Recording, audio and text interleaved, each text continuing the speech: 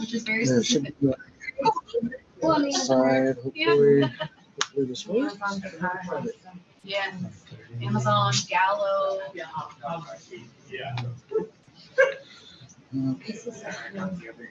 Yeah, so can you hear me now? Go to- Sorry. Yes. I don't think Whisper. He said you got to press the button. Or you got it. Hold on. So when you plug it in, it's going to be on extendo by default. But you got to press HDMI. Yeah. I'm just kidding. So You have to like tap it. Oh, it's nice. this. Oh, this Right? really? Is that what it is? Essential HVAC. That's fun. You dig it? Don't do it. Oh, there we go. Perfect. All right. So this is our group. My name is Emmanuel, I'm Kevin. I'm Charlie. and our project was virtualization. Doing things, it did not. There we go, things. All right. So what is virtualization? Virtualization is the process of running a virtual instance of a computer system in a layer abstracted from the actual hardware. Cloud computing is based on virtualization. It reduces the costs by maximizing the use of your hardware. You can fit more into less. You can run multiple operating systems on one processor, so you don't need to have multiple servers for simple things that you're not using. Our project specifically is going to use a Type 2 hypervisor, which runs on a host operating system such as Windows, Linux, Mac, Haiku OS. any operating system. But this, Whereas specifically, we chose Linux, right? ours specifically, we have our main project is running on Linux. For your cloud computing, they would run a Type 1 hypervisor, which does not require the operating system because it is the operating system. Oh, there we go. Things are happening. All right. Let's see. So our particular project is we simulated an entire Active Directory network on a Linux computer using KVM QEMU Type 2 hypervisor on Ubuntu Linux. Let's see. Our network has two servers. One is the Active Directory server and the DHCP server. The second one is going to be the Windows Deployment Services and Microsoft Deployment Toolkit. We created 3 static virtual machines that are connected to the Active Directory domain already, Windows 10, Windows 11, and Ubuntu, because why not? And then 1 pfSense virtual router, which create networking, WAN, LAN connectivity for all the devices in our virtualized network. Hey, let's clarify one thing too. Remember we started with VirtualBox? What was the reason you switched over to KVM or QEMU? So originally we started KVM QEMU because we intended to go with the back server. That did not seem like a good idea because of reasons. We didn't have a direct connection to it, speed, blah, blah, blah.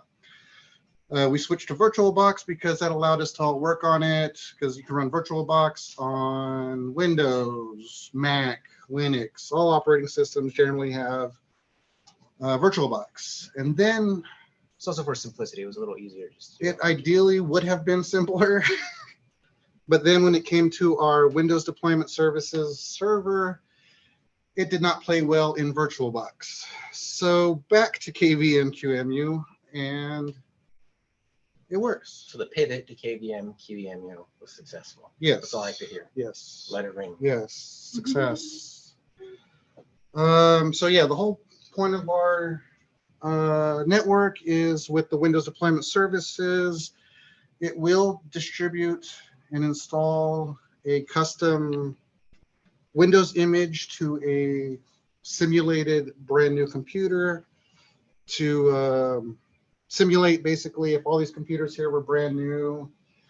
And you're not going to go with thumb drives or disks or God knows what to install operating system in every single one. So you can just plug them into the network. Bob's your uncle. Our deployment server will install Windows onto every single one.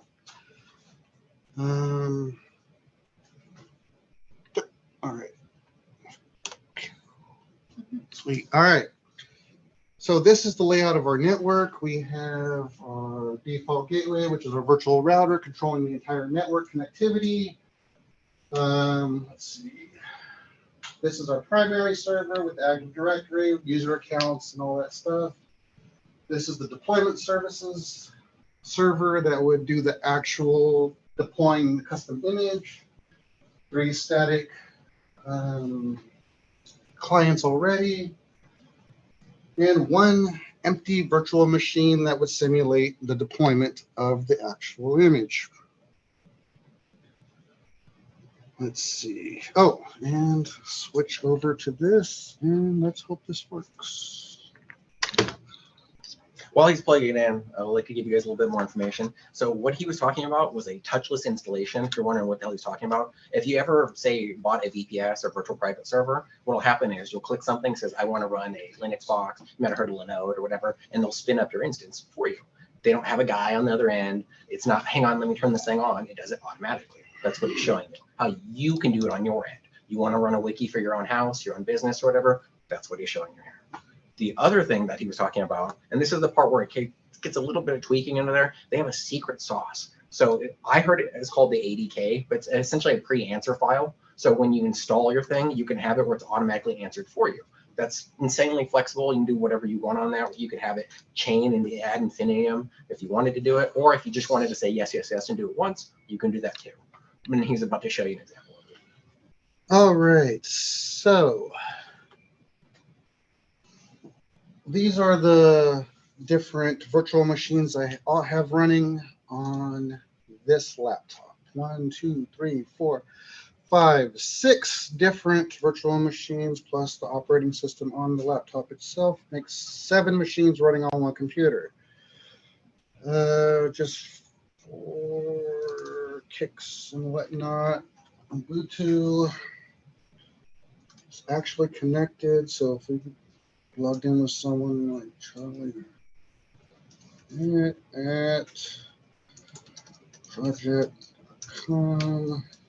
Password is absolutely not the word password because that'd be silly. It's capital P. And connects to the Active Directory successfully, hopefully. So would you like to explain the technology under it? Are we using SSH to log in, or are we logging in directly to the VM? It's directly to the VM. And there you go. Logged into Ubuntu with an Active Directory login. If you don't understand what Active Directory is for, it's so that way it can be central managed, because otherwise any rando can get in there, and you can also control who's logging into your server. So yeah, one login, you can log into any machine. Think like single sign-on. Single sign-on, exactly. So same login would work on a Windows 10 machine that we have here, Windows 11 machine. Let's see.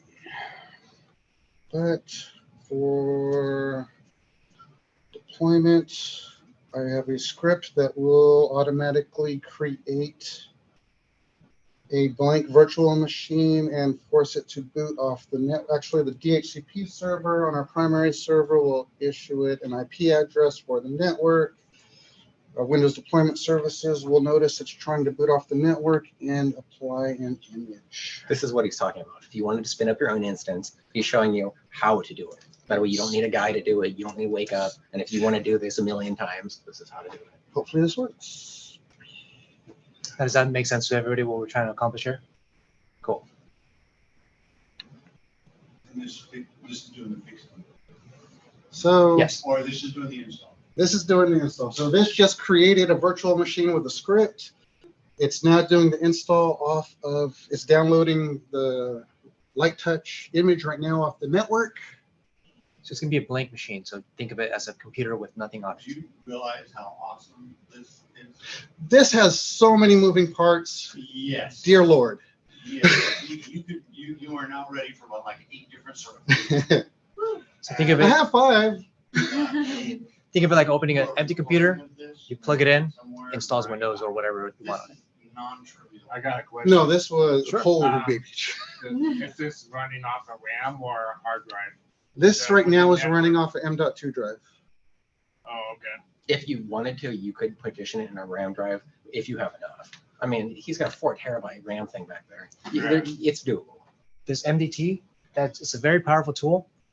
We're using it to install Windows, but you can have a whole lot of stuff on there. You can have a computer have installed Windows on it, as well as specific programs, specific scripts. If you want every computer you have go through there, have Chrome installed in it, you can absolutely do that. It's a super powerful tool. So this is installing right now. It does take a while because you're installing an entire operating system on it. So we'll transition back to this guy over here.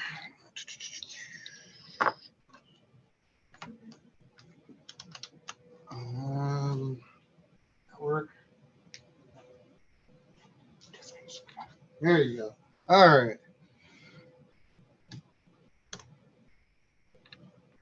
All right, so what does this mean to you for virtualization?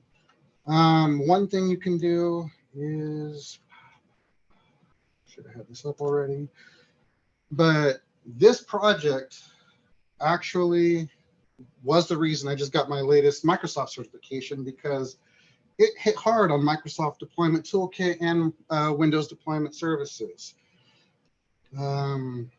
If you want to go for certifications, you can build your own networks, and play around with them, learn how to use Active Directory, how to manage it, basic networking. You can do that on practically any computer as long as you have enough cores. The more cores you have, the more virtual machines you can run.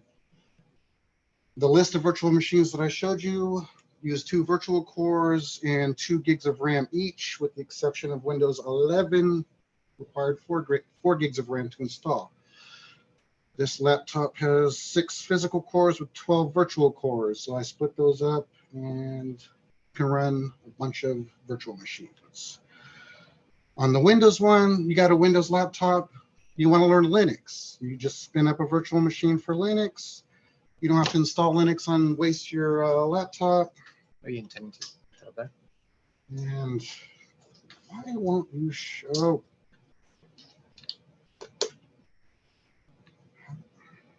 That's transitions, man. If you went with the Star Wars, like I said, Star Or Wars, maybe exit of the presentation.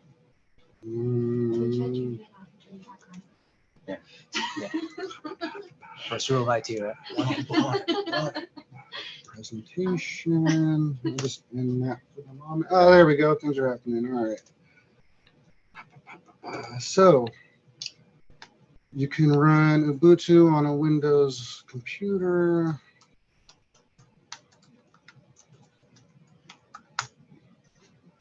And that should log in. can't bring this up. Shout out to his laptops there. He's been running how many VMs on these things? And look at the battery life. That's crazy.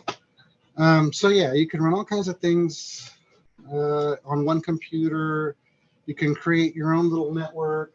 Let's say you wanted to learn penetration testing. You load up your little Kali Linux and start using the pen test tools in it to learn how to play with networks. So you're nesting these?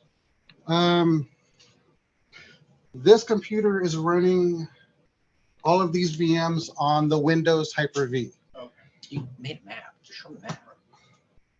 Well, I only have so many computers in one connection. Because there are conditions where you can, if you've got one big box, Uh-huh. you can create a nested virtual machine arena.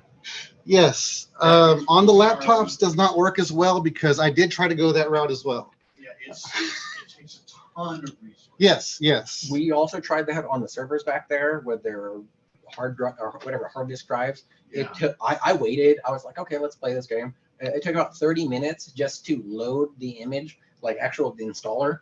30 minutes. That's crazy. And these things had the one you gave me, whatever, had 32 gigabytes of RAM.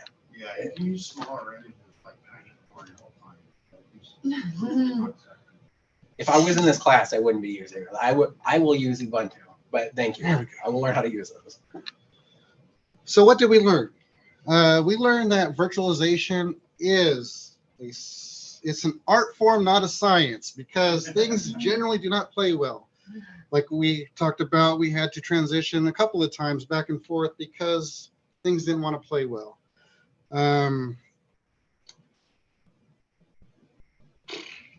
Oh, there's another slide. Boom.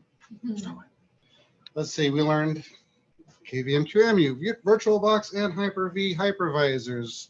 I did successfully get this network to run on my Hyper-V desktop. VirtualBox, not so much. Let's see, we learned about Windows servers, Windows 10, Windows 11, Ubuntu operating systems, different things like Windows administration for Active Directory, creating accounts, modifying permissions, different kinds of services, Windows deployment services, Microsoft Deployment Toolkit, basic networking, routing, DHCP, static IP, when and why you would use those. That wasn't basic networking. That was advanced networking. That was not advanced That was networking. PXE boot, TFTP versus what was the opposite? That was not basic networking. He's playing humble. So there was a lot of moving parts to this project. I am not going to lie. You are ready for the interview question that said, tell me the process of when you turn on the computer, browser comes up, you click a link. Mm-hmm. Tell me everything that's happening Mm-hmm. down to the minute detail. Yeah, it's a strong interview question. And basically, Damn, that is our project. Let's see where we're at on this guy right here. So, just y'all on the treat. Should be ready to go. This guy right here is actually, he's finalizing the install for the Windows itself. Windows is already installed. It's getting ready. Blah blah blah. But basically, that's our project. Any questions Team specifically? dynamics. How did the team dynamics? Everybody was great. Oh, we did lose somebody. One of our teammates, he was the crossed out one. He ghosted us. We don't know what happened with him. He kind of just disappeared off the class list. Considering this is the last class for the for your little degree, Yeah. I don't know why he dropped. He was going to pay his fees. I made up a story and said I have fees too in here. But yeah, so otherwise, I don't. Other than that, no, everybody's great. Largely, it came with like I'd hear a buzzword and just start rambling, then he'd just come over and just. So the next one, but Now, knowing what you know now, at the end of the project, what would you tell yourself starting? don't mess with the server in the back. Don't mess with the server in the back. That was all me. I wanted to play with it. I never got to touch him. That was all me. How many did you waste? Like 3-4 weeks on that?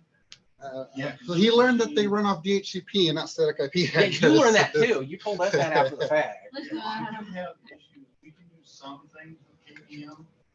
However, you have no control over the networking because you can't change Yes. that. And Yes.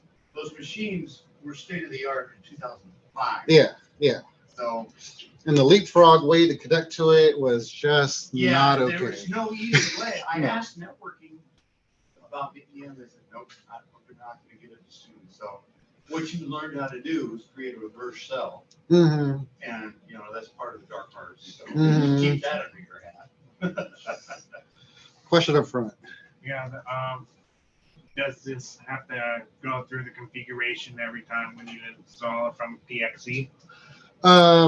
No. Once the custom image is installed, it's ready to go. Yeah, the It's- VM's installed already. it's ready Now, to go. the real question you should be asking is, like can I when get you that started- shell script? Huh? You should be asking for the shell script. What's the question you should be asking? Can I have that shell script? And can I do it on my phone? All right, that's it. That's it? Okay. Thank you. So what were the big glitches technically wise, or some rumbling about VirtualBox? So VirtualBox, the big one was the Windows deployment server did not, it was specifically a UEFI. No matter how you try to set the order of boot, it says go F yourself. I'm going to do whatever I want to do. And so I couldn't get it to Pixie Boot.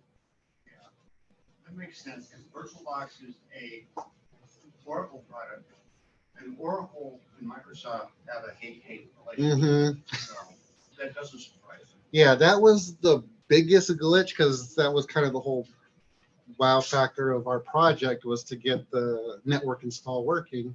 And VirtualBox didn't like us doing it at all. But VirtualBox for just installing an operating system like Linux to play with or Yeah. something, perfectly fine. Highly recommend it. Designed more for programmers and one Mhm. machine. The KVM is designed to scale. The foray that you jumped into, you're ready for an interview. I know. You want to go to New Jersey? No. Be Um, made man. Any other questions about this project? What was your biggest challenge? Server in the back. The server in the back.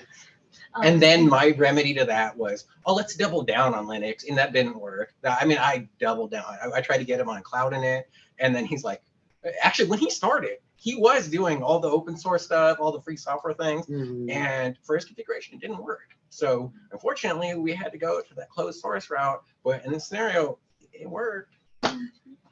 The biggest, yeah, other than that, I would say constantly migrating to different hypervisors and rebuilding the whole network from scratch. Very frustrating. Yeah. The trial and error of the Windows deployment services because you have to get halfway through an installation and then, oh no, there's a problem. Yeah. Okay, let me go and figure it out and then try again. Oh, that didn't work. So there's another 15, 20 minutes of just staring at my computer and trial and error was very frustrating. Yeah. If you document this in some legitimate forms, you don't forget all the little steps, Mm-hmm. which you're going to. Yeah, of course. The advantage of this, of doing this is the future. Companies have spent tons of money doing the lift and shift, getting into the cloud, and now Mhm. they're saying, oh my God, it's so expensive. We need to bring some of the cloud back in-house. Mhm. So now they're doing this hybrid cloud thing with a little bit of public, a little bit of private, but it's still all virtualization. Mhm. So, yeah. I've had other teams do this. This is by far the best.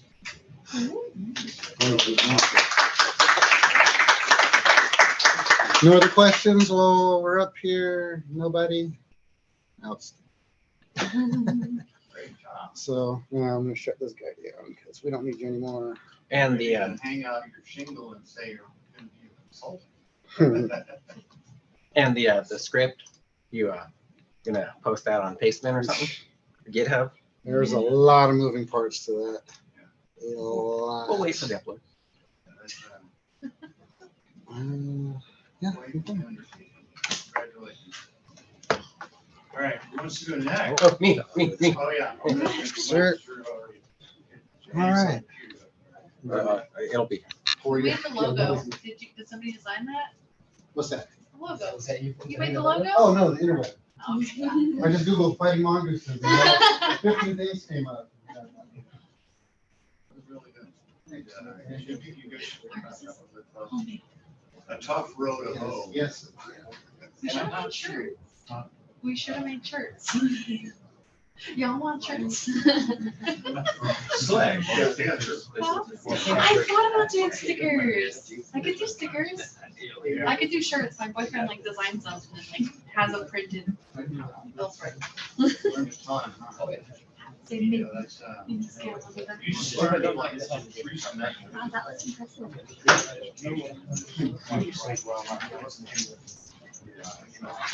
Well, That was such an- and it's hard to. I forgot it. I just woke up from a nap.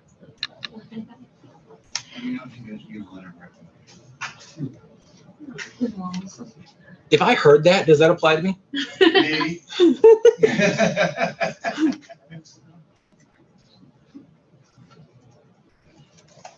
Making sure my stuff still works for start the script. All right.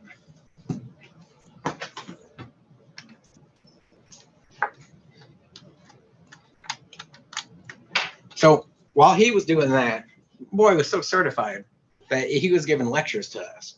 And the lectures, I mean, they were great and all, but I all wanted to do something too.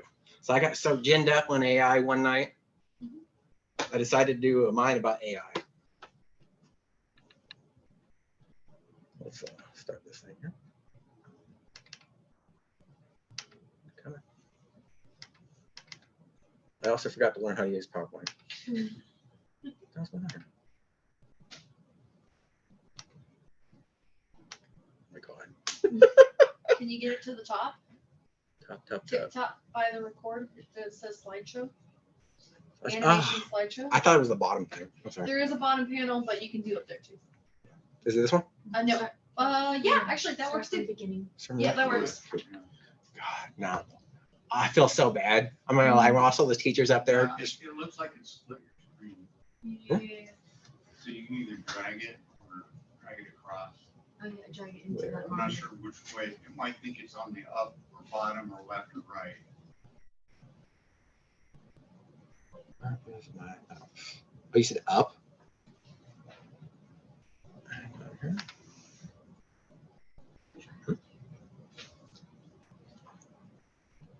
In the slideshow. All right. All right. Is this not the slideshow button? Oh, fit. It is, but I think. Jesus it was Christ. on a different monitor. You can either do the top by the. Yeah, I just tried the thing. That's what blacked it out. You could try slideshow and see if there's an option. Slideshow. I don't know. It's still gonna do it. It's probably still. Oh, there you go. Okay. There you go. I don't know what the hell's wrong with it. Okay, so anyway, my thing was about AI. There's gonna be a lot of editorialized stuff here. So if you're looking for sources, ask me after class. Okay. So that's my thing. AI, you'll still have a job. It's just not how you think, and it's not what you're thinking right now. Let's go to the next slide. Okay, so this game is Pong. Have you guys played it before? Yes. Okay, yeah. So it's supposed to be a simple game, and I was looking into this. Have you ever seen the show Code Monkeys? Yeah, it's a funny show. All right, anyway, at the time, let's go to the next slide. It used to be written, every program used to be written by like one person. One guy would do everything. So he made the art, he did the programming, sometimes they did the packaging, other times they did the play testing or whatever, but it was always one guy. One guy did it, one person, one monkey or whatever did it. And anyway, so in this case, it was Mr. Alan Alcorn. I wrote that name down in case somebody wanted to grill me. Who did it? That's the person that did it. Anyway, he did it in the early 70s. It was a training exercise. He wasn't even trying to make a game. He was just, I got to do this to make sure it works. The guy that made Tetris, apparently that's how he did it too, was he was testing lights on his machine and he just made it to test lights. And anyway, he had a smash hit on there. So I got something I got to switch over to. Okay.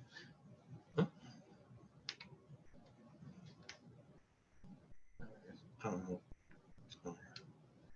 Okay, so anyway, what I decided to do was I decided to learn how to port Pong to Rust. And if you're wondering, well, what did I do originally? What was my original contribution to it? Nothing. Because when I told him at the beginning, no matter what you're thinking of right now, what you're planning on doing, there's a walkthrough for it already. Some guy did it, and he did it 10 times better than you. He had better visuals, he had better graphics. He probably did faster than you did too, and he probably did it with no money. Or he did it on a pocket calculator or something. Whatever the way he did it was better, faster, and more efficient than you were. So whatever you're thinking right now, somebody already did it. But I'm going to go through the motions anyway. So I converted Pong to Rust on my own here. And if we look over here, we have a Rust file. Let's open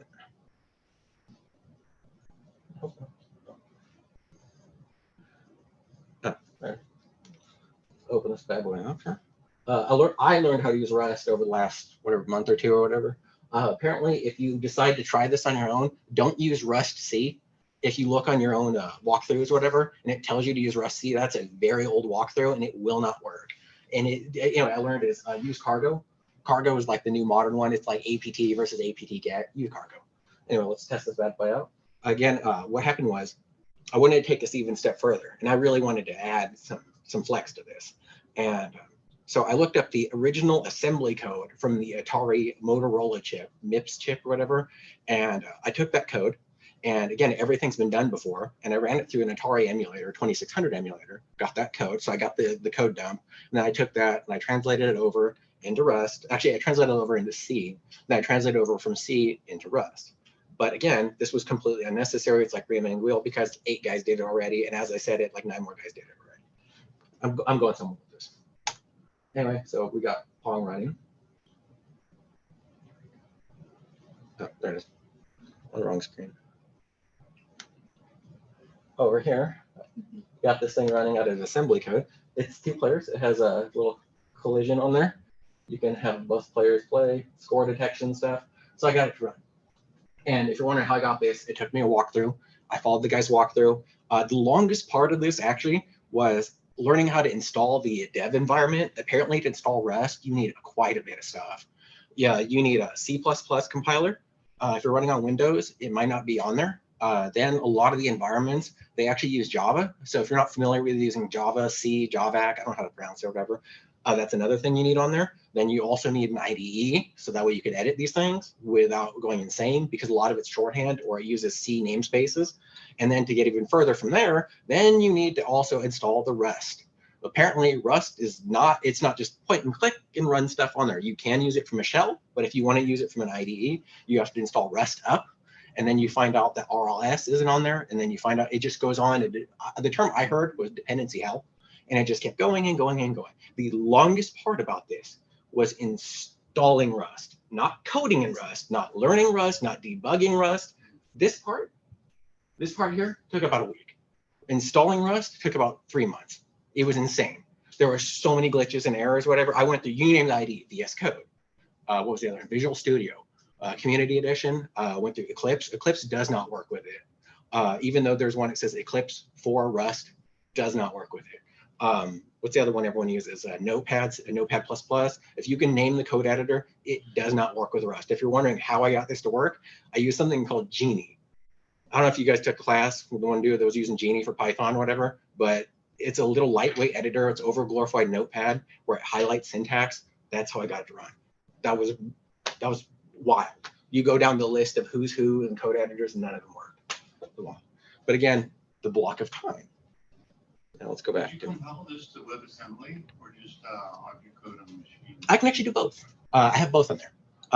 What is it? The Rust compiler, for some reason, can do WebAssembly. It's very odd, but it can. Yeah.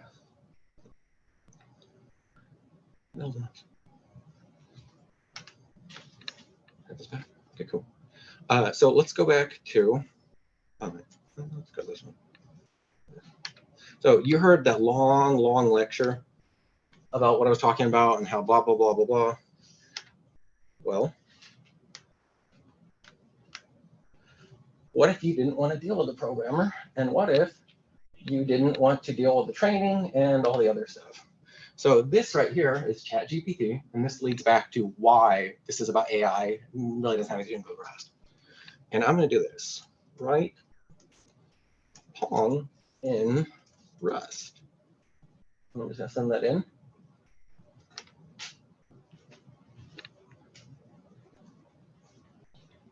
Chewing on it. So this is ChatGPT. They have a gigantic cloud CDN behind this. They have a gigantic infrastructure network or whatever. And apparently I need to go down. Anyway, it's coding it right before your eyes. It's doing all the work for you. You didn't need any training in this. You literally just typed what you want and it just produced it. But you're thinking, well, what if I have to pay this? Because a lot of times you'll notice that if you put stuff in there, it'll say, well, you've used up your free credits, you need more credits, whatever. So the next step is, and this is why I have another tab open, is you can spin off your own. So this right here is a spin-off. Somebody just used, like the SDN's, the previous presentation showed off, and they were using their own hardware. They're not using a CDN, they're using their own hardware. And this one is, I think it's running off a 24 gigabyte cluster. So I think it's about it'll translate to about 4 video cards. So it will probably cost you about $2,000 to make. It's a little pricey, but you can have it on your own. And let's watch it. Right. Pong in Rust. And it's going to do it for us. And it's going to go da, da, da, da, da. And it does it for you. All that rambling I did involved how many people, how long it took, And look at this. It's just producing right before your eyes. And for one thing, have you tested it? That code you saw with the Pong running, that was from this. And the people that are going, you don't need to see this. So that means you can run this on your own. And I wanted to add this to the presentation. Allegedly, anyone hear about superconductor 99K? So Oh, yeah. yeah, well, apparently they're saying that people have reproduced the results, except I guess it's a one-way superconductor. So they didn't say that it wasn't bad, but it wasn't the thing they were talking about. So it's kind of like, it kind of works, but you have to tilt it this way or whatever. And if we go to that next level, then we're going to have these things smaller where they fit in your hand. And then we get the little tricorders and it snowballs out of effect. And then the next question should be, well, what am I going to use this for? It's going to fire me. I'm going to lose my job. We're all training to go into this thing. It's just about to replace this for. How is this not going to lose our job? And I'll show you why in the next one.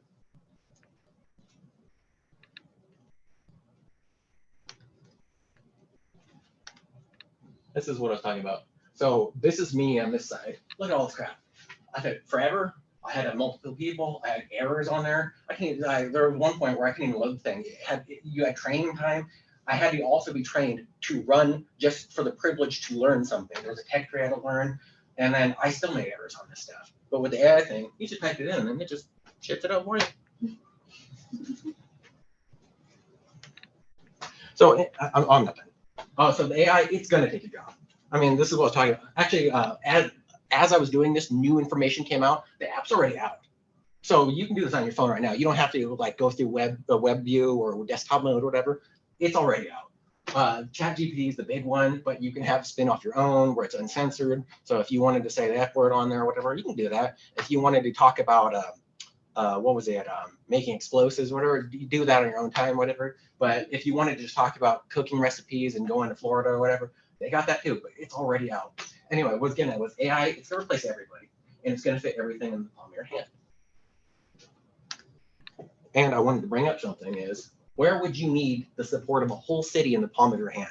If this is going to steal your job and it's going to make it where you are no longer necessary, what would you use this for? Anybody have any ideas? Nobody? Well, here's one. When you're out in space and there's no one to help you, this is what it's going to be used for. If you guys are still thinking it's just going to steal your job, make you homeless, you guys are thinking way too small. Because in the future, what they say, 10 years, they're going to have a permanent moon colony. Another, was it 20 years, we're going to have a permanent colony on Mars. And as you start spinning farther and farther out, you're going to need help, and it might just be you. It could be you. And like, here's a perspective. It takes 3 days to get to the moon. It takes a year to get to Mars. And this is just stuff we can see and we know about. And if they were talking about the next closest solar system, they said it was like 33 light years, which translates out to like 30,000 years. It just, they were calling them generational ships, and some sci-fi show I was watching, whatever. And they were just saying it was just going to take forever. So if you're thinking that this is something to be afraid of and fear, it's not. It's going to be your best friend when you're out there. Yeah, that's all.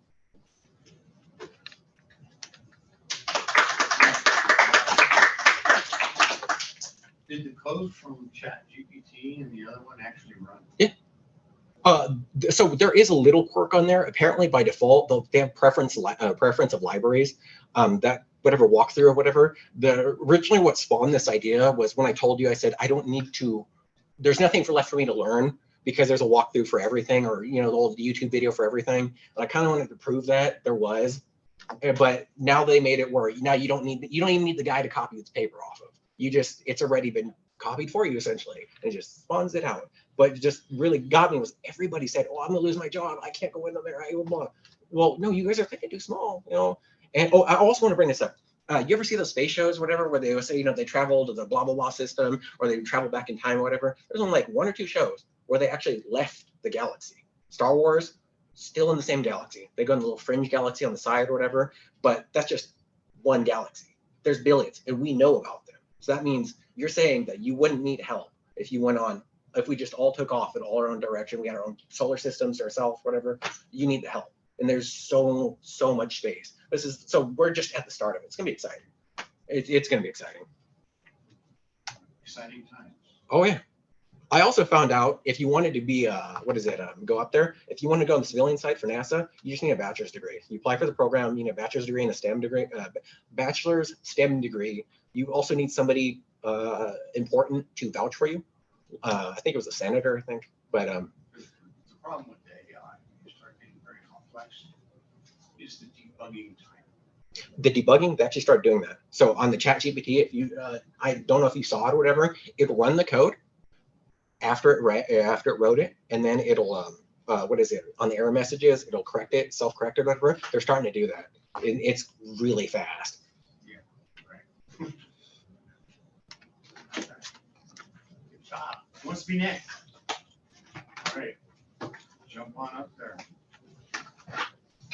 Now, if you can use your own notebook, or you can use the tower, whatever you want to do. If you've got HDMI, I had you can plug in, because it's full-size HDMI. I should have a dongle for it. And then you just hit this button right here to get this to activate. And then I do have some cables, but I have nothing for output. Oh, I got you. Okay, good. Thank you.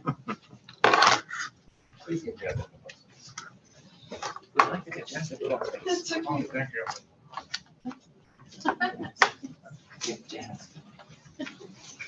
I am so sorry to interrupt your thing. I love you No, all you're to get jazzed up about space. Oh, thank you. Pretty cool.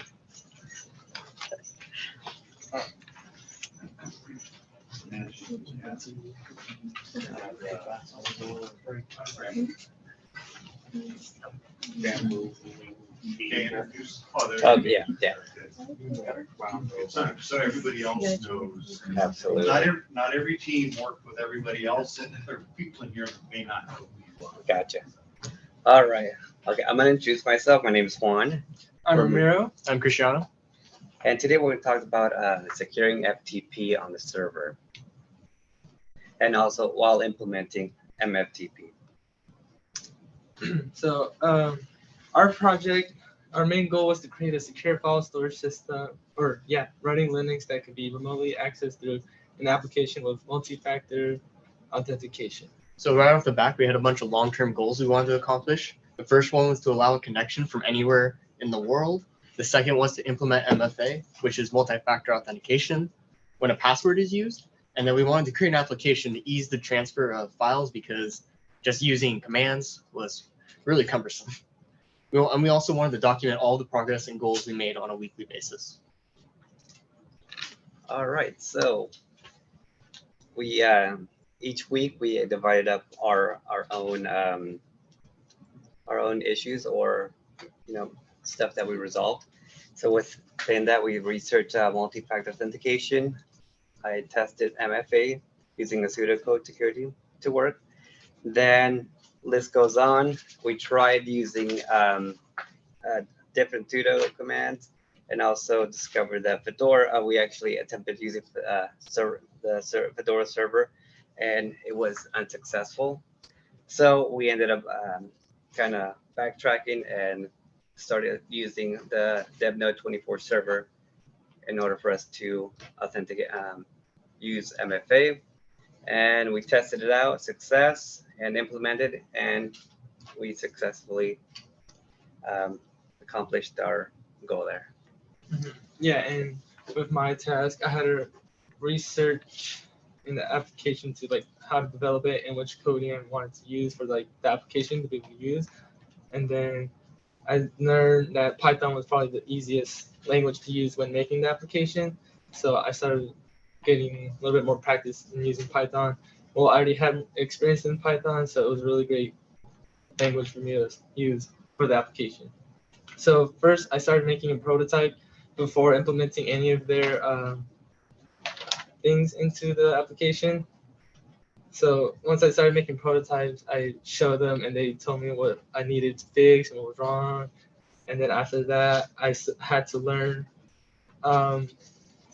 TK Knitter. It's which makes a GUI for the application. And then I had to learn Paramiko, which which would be used in the code, which would connect to the SSH server. So the two libraries I had to learn were tkinter and Paramiko. So throughout these weeks, we're just learning and then making the application for it to work with their securities and to be able to connect it to the server. All right, and then for me, right away, I had to just do a bunch of research. So I went right into SSH just to see how it worked between computers. I ended up trying to make sure that the server OS and the workstation OSs were able to connect together. And so after that, I went into actually the DevNode server and made all our accounts, got everything set up.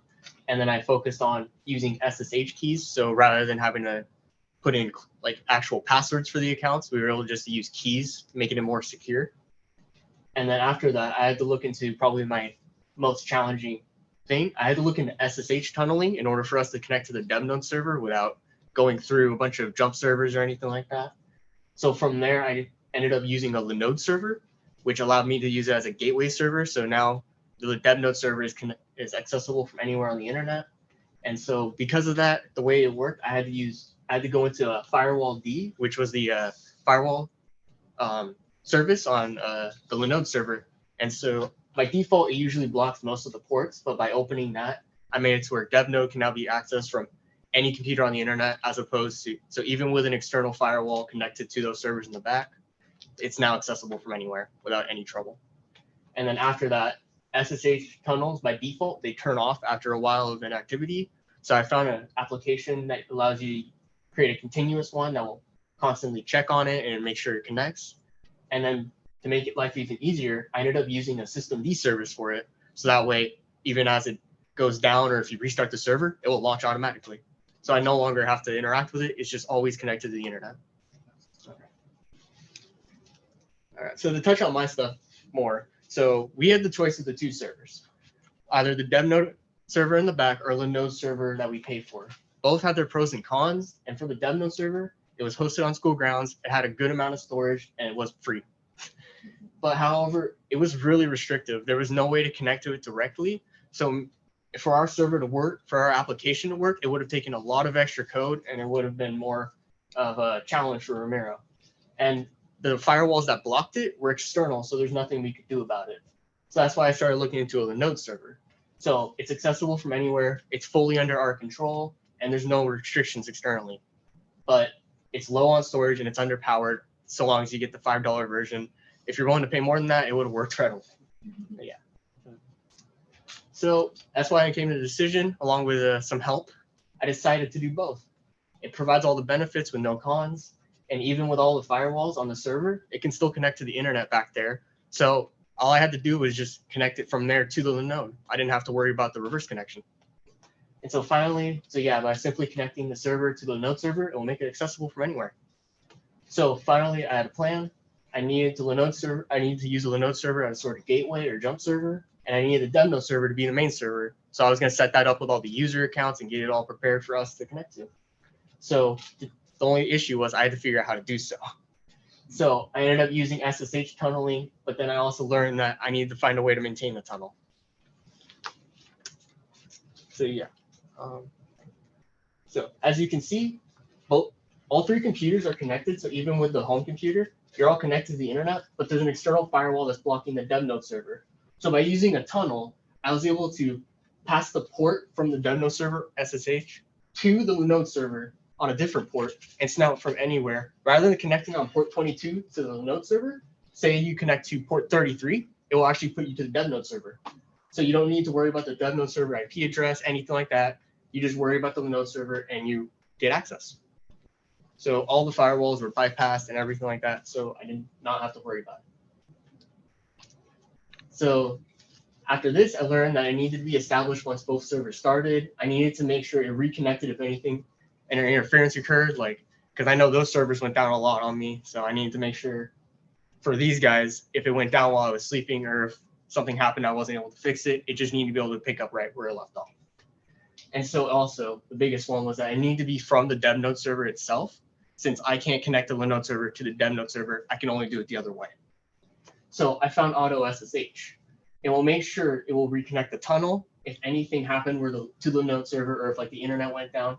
And it constantly checks on this tunnel itself. It doesn't just start it and leave it. So no matter what happens, it will be brought back. And the best part was I was able to find out how to create a system B service.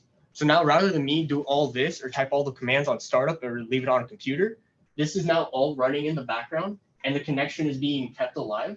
So long as this service is active, even if the server resets or something, like for an update, it'll be brought right back up as soon as the server launches.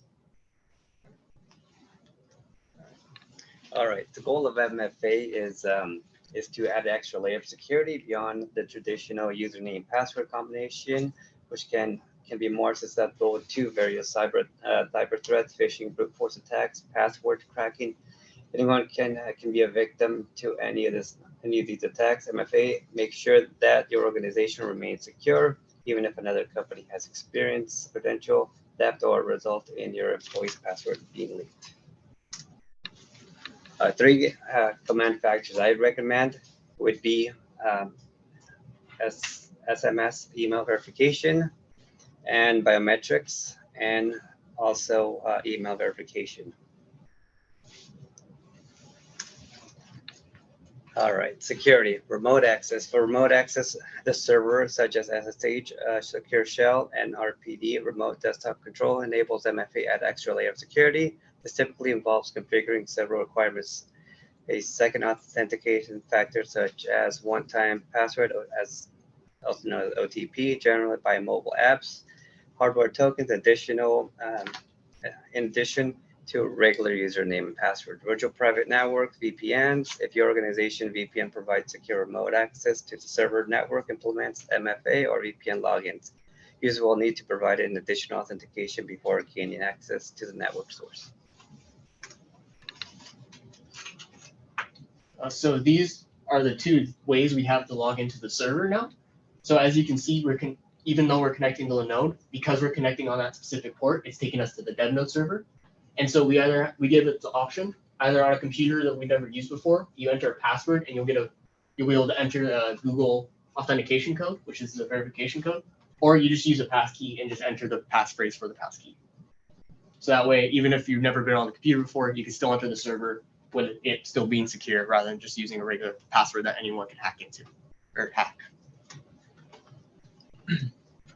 All right. So after implementing Juan's security and Cristiano's server, I'm now able to make the program and putting everything together. So the components include the GUI, which is the Tkinter library, and is used to create an intuitive interface with buttons for file operations, such as I added add, open, and delete, and it will show a list box that will show files on the remote server and a text area to display file contents. And then the Paramigo library is utilized to establish secure SSH connections, which is the last slide you've seen, to both the job host and target SFTP server, and allows us to execute the SFTP operations remotely. So what is in the program is connecting to the remote server, and then file operation, and then it'll display the file contents. So in the code, before running the program, in the start, you're gonna have to add your username and then the SSH host. For now, we just added the node, but you're gonna have to add the IP address to the server, and then the password will be your third authentication that we added, which is you're gonna have to be on your computer, and then from the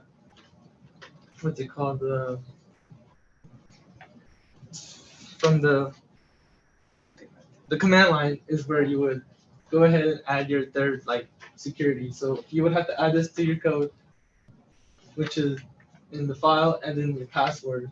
The password is just password, and then we're pretty much towards the bottom is with the buttons, and then what each button will do when you press it on the program. So to get started, all you need is to provide your credentials, which I just showed you, which is your username and password. And also you need to mentioned the jump host, which was the IP address. Okay, and then which acts as a help server to reach the main server. Once you once you like have it already in the code is when you start to run it, and then this will pop up. So it'll first start off like this, but you would have to click that down to show the contents in the file or in the server that we made. So in the server in the back is where we made our directories, and that's what we had in our directories. And then, so performing file operations, once connected, you can easily manage files using the GUI buttons. You can add, open, and delete with just a click. When you perform any of these operations, the file list updates automatically to reflect the changes you made. Displaying file contents. When you click on a file in the list box, you can see its contents displayed in the text area. This helps you quickly view the content of any file on the remote server. And then opening directories, you can open it from your computer and it'll display the file on your computer. So here is a video demonstrating on how the program works. So first you'll start by running this program, and then just on the very top, just click it down. It doesn't show in the video, but like it's the list that pops down. And then I clicked on documents, and then those are the files that are in the directory. And then just to add, you just click add file from your computer. You just click any file that you have on your computer, and then open, and it'll get uploaded right into the file. 1 second. And then after that, you can easily just open it, open the file, and then it'll pop up the file that's in the directory. And then to delete a file, just click on any, and then just delete file, and it'll just get deleted off your directory. And then you can open the directory for it to pop up on your computer more like better than from the program. And then I click down, but it doesn't show, but all the other directories will pop up on the bottom, and you can see, but there's currently nothing in there in the directory. And then that should be it. Question? Make that file manager? Yeah. Why you launch up that, bro? That's like with the partner. Yeah, I'm sorry. Oh, What'd you make it in? It looked like it was Visual Studio. yeah, it was Visual Studio. Bro, I took that class. I couldn't do that. How long did it take you to get that? Oh, it took me about like a month to learn, and then like a couple weeks to code it, because it wasn't really much. Because on the tkinter website, it shows you the commands and things you need to type down for it to like work. So I'm pretty much just reading off that, making it work, and making it the way I want it. And then yeah, it's pretty much simple. Like there wasn't that much code, but it took a while to learn how to use it and make it all run together. It's a very fat toolkit. If you want something quick and easy, use Turtle. And Turtle is quick and easy. Once you got the GUI and everything working, did you still need the auto SSH on the backside? Yeah, because you need to go on. Because you just use that as a skin. Okay. Yeah. So for our team dynamics, initially, like we all worked together well, and we were able to bounce ideas off each other, and it made a better project because of it. And we all worked well together, which is everything that mattered. So we all shared the same product or project interests. We were willing to split work evenly. We were willing to help others if they needed, and we were open to necessary changes. And we had a project plan relatively quickly and got to work right away. Oh, during the project, while we all worked on separate parts of the project, we still kept in contact with each other for new ideas or when help was needed. So no disagreements or conflicts, open to each other's ideas and thoughts. And we regularly had meetings to see how we were doing, and then we kept up to date with each other and determined to solve all problems that we had and then manage time wisely.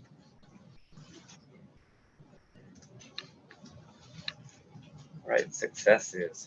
Good collaboration between all parties, had project planned the second week, set up two-factor authentication for logins, so FTP for FTP server, generated mobile apps for easy use, use MFA to help prevent failure logins, set up a separate server infrastructure, and DevNode 24, Linode server, set up Linux services to ban IP addresses that failed multiple logins, create custom Linux service, and auto SSH tunnel between the two servers, made multiple prototypes of STP programs, successfully implemented the final version of STP program, completed our project and goals. So, And yeah, challenges. We didn't really get to face in person. We mostly just had calls online, like on Discord, and then mainly interacted online, phone, and text, and then failed implementation of FA on the node server, and then lack of access while the server was initially set up. Server was constantly take on and offline. IP banning software caused constant lockouts caused by accidentally typing a wrong password or username. Then SSH tunneling created security issues for the Node 24 server. IP banning software did not work. And then various software development bugs when creating the program. A couple errors here and there, but we made get it to work out. So it was handling authentication errors, displaying remote file content in the application, and then implementing effective error handling mechanisms. Now, when you had the IP banning software, what did you use? So I use fail to ban, but the issue is, and I could probably explain it a bit more, is for it to work, it needs to be able to read your IP address. But when you use a SSH tunnel, it's the dev node server reaching out to the node server. So once a connection is made, from there, it's the dev node server handles it, meaning that your IP address doesn't matter anymore. It doesn't read it. So effectively, if you log in and fail to log in, it's trying to ban itself. It can't do that. So basically, it just allows people to try as many logins as possible is the only issue. The one thing I can say about fail to ban, it's easy to install, extremely hard to config. It takes like tinker. It takes a while to figure out. I was able to get it to work relatively well, and I was able to do a bunch of tricks. The biggest one I got was that for the firewall, usually you have to specify every single port since I used multiple. But in this case, I was actually able to get the firewall D to recognize SSH, the term SSH, as 3 different ports. So rather than having to enter every port individually, I was able to get them all just turned into one. All right, so what we would improve. We would set up more face-to-face meetings and plan them in advance. So even if we had nothing to work on, we would still want to meet up and just talk to each other about what we needed to do. We wanted to improve our learning and understanding of the software tools we use to gain more knowledge of them. And we would learn more commands for using MFA from one operating system to another, since all we focused on was Linux. And then we would look into other MFA, like open source software, since we ended up using Google Authenticator, which is what gave us problems on the node server. Since I was running Fedora on it, it just didn't work. There's no other way I can describe it. It just when I implemented it, it just failed every single time on multiple instances. And so we would also improve our error handling for better user feedback and troubleshooting in case any person experienced any errors. And then we would enhance the user interface for improved usability and guidance, since it was a little challenging to work with at first until you got used to it. So, and then we would also optimize the code for better performance and readability using functions and classes where possible. And so we would also do more documentation of our work and share it amongst the group, since most of it was individual. We kind of shared on a need to know basis if it was important, but that did lead to some challenges at the end. So we would also use a singular Linux distribution for all server operating systems, since like I said, the node server used Fedora. That one back there, I think, used Debian. And so when I would learn something off Fedora, I would then have to spend more time even to learn it on DevNode, for the dev node server. So what I did on one, I had to relearn on the other. And so I would also focus more on the server setup initially, because I caused delays for them since they weren't able to work on anything until I got the server ready. So I would at least try and get it into a state of usability rather than focusing on it being fully done before handing it off.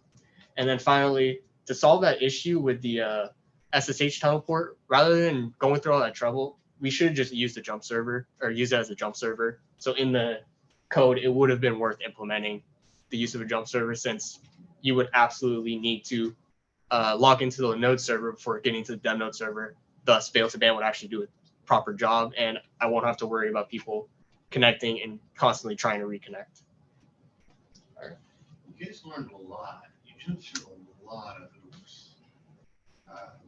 Kudos that what you did was started out with a simple idea, huh? Mhm. And it just got more and more complex as you started putting rubber to the road. And that's software. That's just what happens. And very good for getting it done and getting it working with a nice skin on it. Very nice. I'm impressed. Thank you. All right. Let's be just the back. Yeah. Yeah. While you guys are breaking down, I'm going to put a couple notes on the board for the Zoom video and also for your further edification. And that's a fancy word for saying more stuff for your brain, and it will help the rest of the class. There's a tool, it's called Chisel.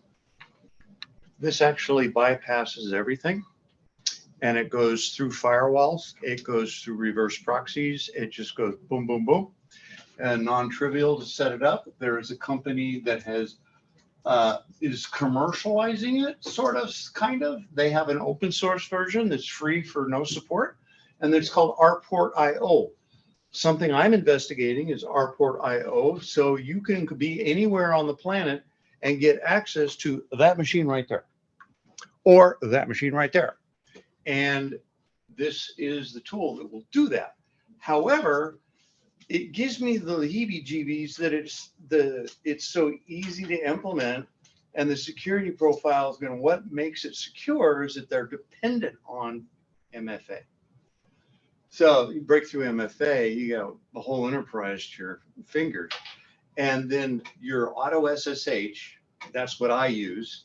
It's basically what it does is it takes the dev node, connects to the linode, and keeps it open. So you go to the linode, SSH localhost, and you pop into dev node. Okay, that's how auto SSH works. There is something called a reverse SSH proxy that takes auto SSH and scales it so it will work for thousands of users. Okay, so using proxies and reverse proxies is also part of this whole monstrous. But I wanted to throw those little buzzwords out there because you guys are headed right down that road, and these are two tools that will simplify the direction that you're headed. So Yeah, the hardest thing was out of nowhere halfway through the weeks. I think the school made a change because you can no longer going out. You can no longer connect on a different port for SSH. It has to be port 22. that's true. That bit me. The Palo Alto Networks has been rolled in. I had all my Linode servers running on a higher ordered port. I couldn't connect to them. And I said, what's the deal? I can connect from home.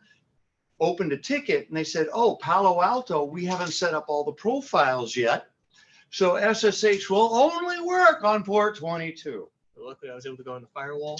Unless you're not connected to this IP address, it will not work. So you have to be at the school for port 22 to be able to connect to the Linode server. That's the only way I figure out to get blasted. Yep, that's Palo Alto Networks. So, yeah, welcome to the world of, oh, we'll do a soft rollout and nobody knows, and then you platform it. Very good job. That was good. I'm gonna use it. Did you want to go? Server. Yeah. We can go. Oh, that's a great idea. No, the name. Yeah. You know, You know, just Google it. That's okay. Don't set a jump server. Let's go. Okay. You want to go next? After that? After that?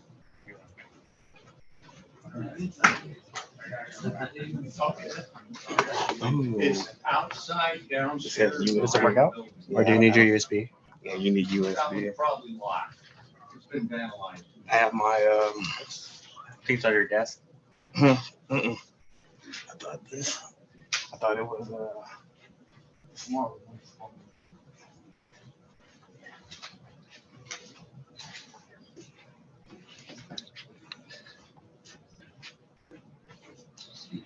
Alrighty.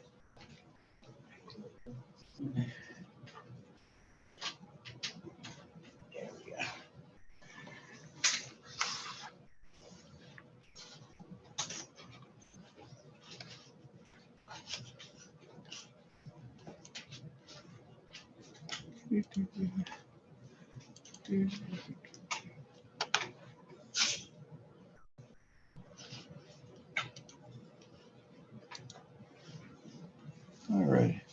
we seeing anything? Where's the switch?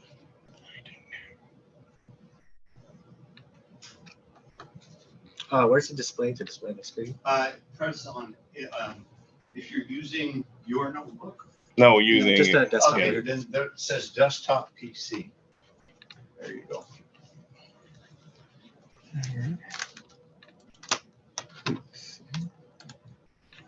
Okay.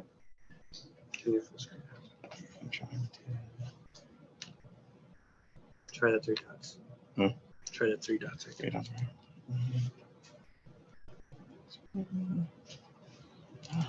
Hide presenter view. 3 dots. Hide presenter view. Oh, And then go back and I'll then go to from beginning. you gotta go to view, and present view, Okay. and then just slideshow. Try slideshow.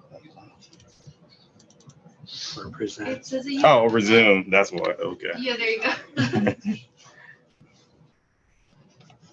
What the? Try to exit out of that maybe. Click the no, the X button. Yeah, try that and then try it maybe. Okay. No. From current slide. Try it How from about current slide. F5? Try this one. Okay, from current slide. No. Presentation mode. Oh, it's already open. Yeah, Oh. it's on the other screen. You have to flip flop. Oh, hit this. Drag one way and the other one the other way.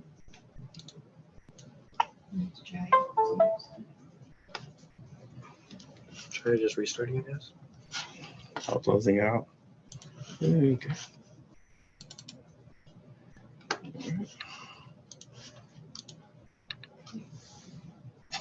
Here we go again. Oh well. You can get out of presenter mode again. I think because it's on the other screen now.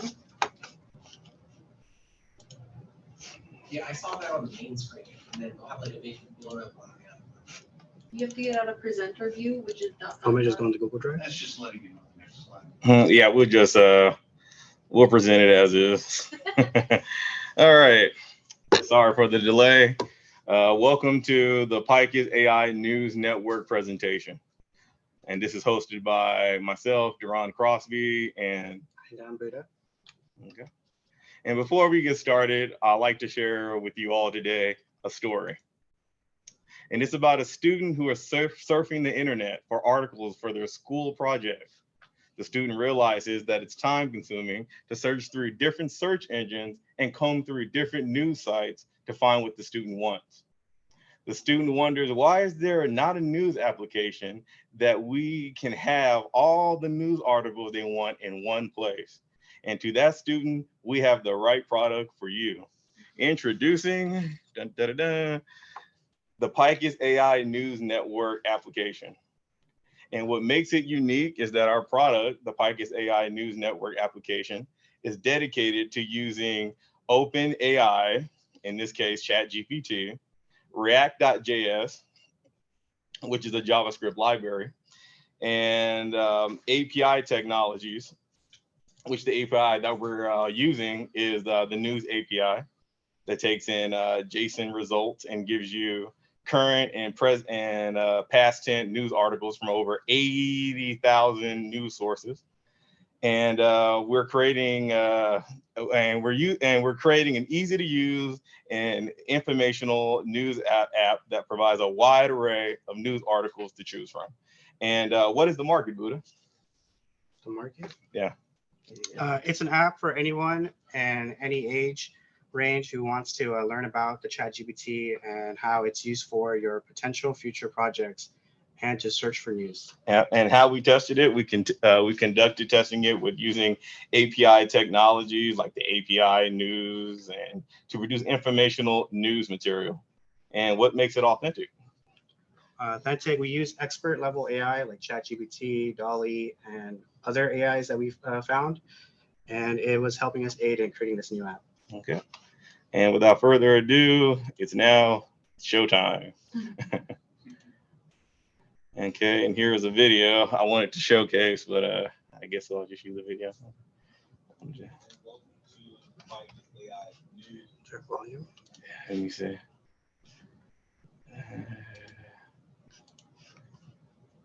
So okay, so there's no value. There's no value. Oh, wait, I gotta go. I gotta click it out. Yeah. Try escape. Yeah. Okay. There we go. Let's try 50. Alrighty. Gotta let this slide again. There we go. Okay. Hello, and welcome to the Pioneers AI News back end portion of the presentation. Now, as you can see here, this is the contacts page that handles the router DOM. And what the router DOM is going to do, which is going to be shown in part 2 of the video, is that this is going to take the components that deal with the contacts and redirect you to the top of where all of the other components lie within the navigation bar. And here's the code. Oh yeah, and I also wanted to share, because I was gonna do it interactively, what exactly is React.js? Because I'm just showing this to you and you're like, oh, well, that's interesting, but what is it? Well, React.js, it's a JavaScript library for building user interfaces, and it's maintained by Meta, aka Facebook. It's declarative, and it makes it painless to create interactive UIs, user interfaces, and it's designed, and it has design and simple views for each state in your application. And React will efficiently update and render just the right components when your data changes. And it makes your code more predictable and easier to debug. And it's component based. And it's built to encapsulate components that manage their own state, then compose them to make complex UIs, since the component logic is written in JavaScript. And instead of templates, you can easily pass rich data through your app and keep the state out of the DOM, which is the document object model. Yeah. And then from there, once you learn it, you don't need to keep rewriting. I mean, you can keep using the existing code. And React can also render on servers using the Node.js and power mobile apps using React Native, which is what you're not going to see, but what you will see is the Node.js. So without further delay, let's get back to the video. And then we go on to the JSX, and this is the JavaScript extension. And this is how the content is going to be rendered on the page. As you can see, these are imports that import from the React library. If you don't know, React is a JavaScript library. Some people argue that it's a framework. But as you can see, this is the code that's associated with what's going to be rendered on the page. And then we go to the external CSS. And these are the visuals. This handles everything that you're going to see on the page and how it's displayed, such as how the video, how it looks, does it look good, does it look bad, got the margins, the padding, the font family, the color, all that fun stuff here. And then we move on to last to the JavaScript, and this is what handles the behaviors that are associated with like, dislike, the Facebook and Twitter buttons.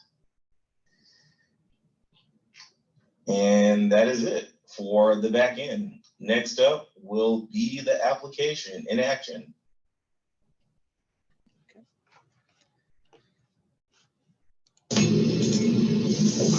Hello, and welcome to the Pioneers AI.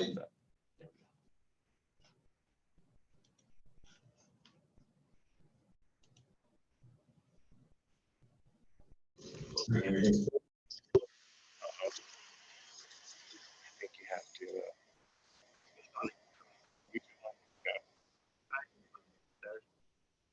Okay. Yeah, it's loading it.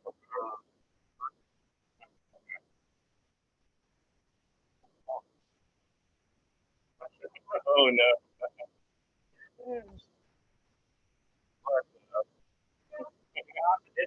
Yeah, one on this. Yeah.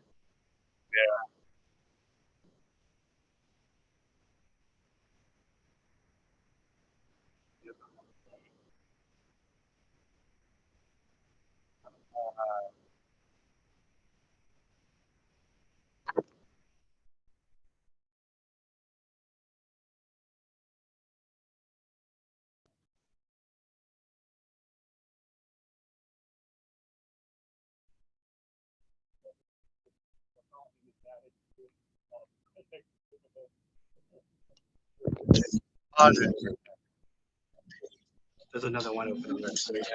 Oh yeah, there it is. There we go. I thought it was the echo picking up a microphone. How do you do that? So-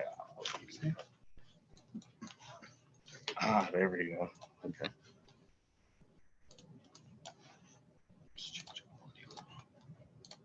Okay.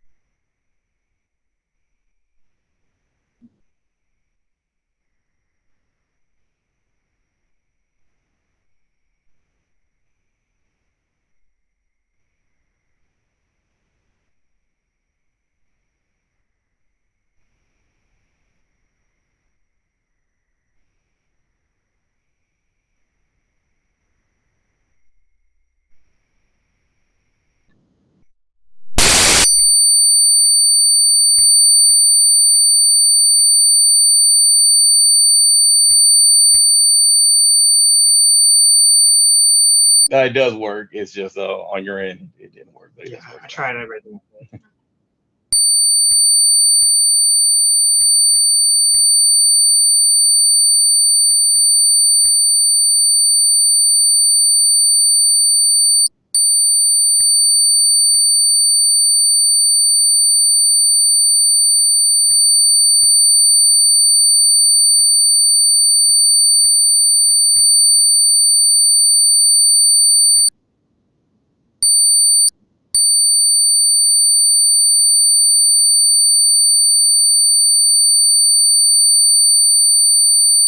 Oh, and the correction there, the page does not refresh. Only the components. With React, it's component based.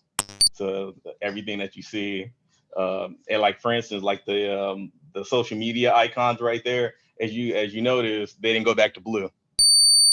But you'll see the component aspect of it refreshing.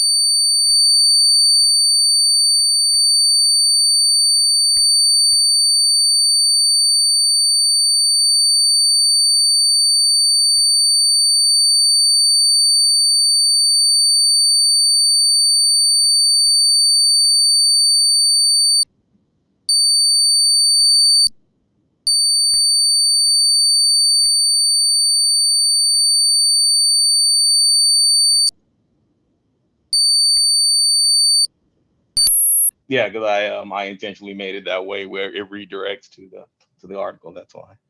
Okay.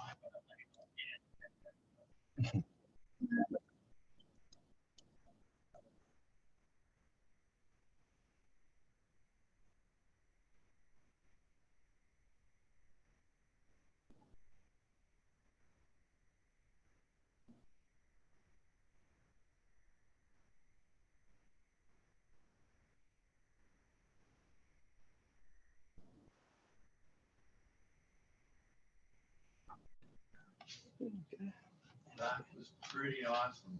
So is this your first exposure to React? Yes. Yes. And since it's component based, he can edit and I can come in and it won't affect the parent code. So that's what was really beneficial for us. Because there's only one parent. I would React. And you can, since it's component based, we only had a couple files. You could create each file, like you could create a header file, a footer file, your main file, and it'll be a lot easier to organize that way as well. So, and you can always import and export each file into where. And why'd you guys pick React out of all the stuff? Why'd you guys pick React? I don't know, just. No, it's easy. It's Yeah, easy was to work kinda with. easy. And there's jobs. Uh-huh. Yeah, there's jobs in this area looking for React. Mhm. And if you have prior knowledge of like HTML and JS, it'll be real And quick for you to CSS. pick up. So knowing what you know now, what would you do differently back in the beginning? Probably add the contact us in the nav bar. That's what we were trying to do. That's the only thing that we had issues on was when you click on the contacts, it would take away the news, but you would have to bring it back. And sometimes it would mess up on our code. The one thing that I learned is read the documentation.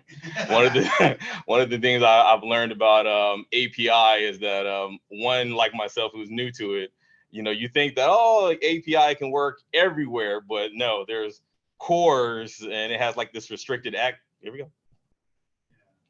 Did you read the documentation or did it end up on Stack Overflow? Nope, I read the documentation, but what happened was, like for instance, when we first started off, we wanted to do a website, a ChatGPT blog website, and we were going to have each blog generate along with DALL-E to generate an image along with the blog. But one of the things that I didn't do, which is read the documentation, is that DALL-E is not free. It only gives you a couple of credits, and then once you exhaust those credits, you have to pay. So we scrapped that, and then we went to let's use yeah, that or Midjourney. Yeah, that too.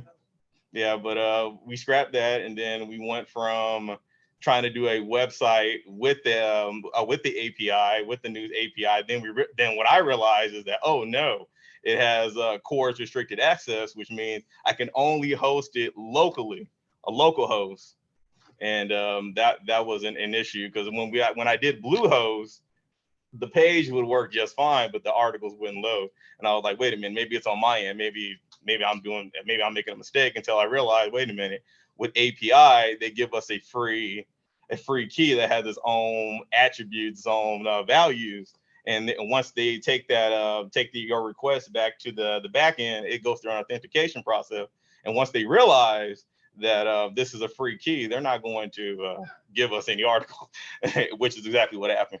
So going back to the presentation, here are the pros of using this application. It's easy to search and use the voice recognition to find the articles you want. It's lightened visibility of the article's text and is darkened when the user is hovering over the articles when they wish to click on whatever article they wish to click on. The articles that are open in another tab that makes it easy to traverse back and forth from the app and the article. A comprehensible navigation bar that gives the user a general idea of what they can search for in the Picus AI News app. A YouTube video link that explains ChatGPT and how the user can use it for their future projects. Has an interactive rating system to keep track of the articles you like or dislike. It has a contact section if people have any questions for me or him. And it has a stable code structure. Data flows from top to bottom, small changes in the child structure, and they don't affect the parent code. And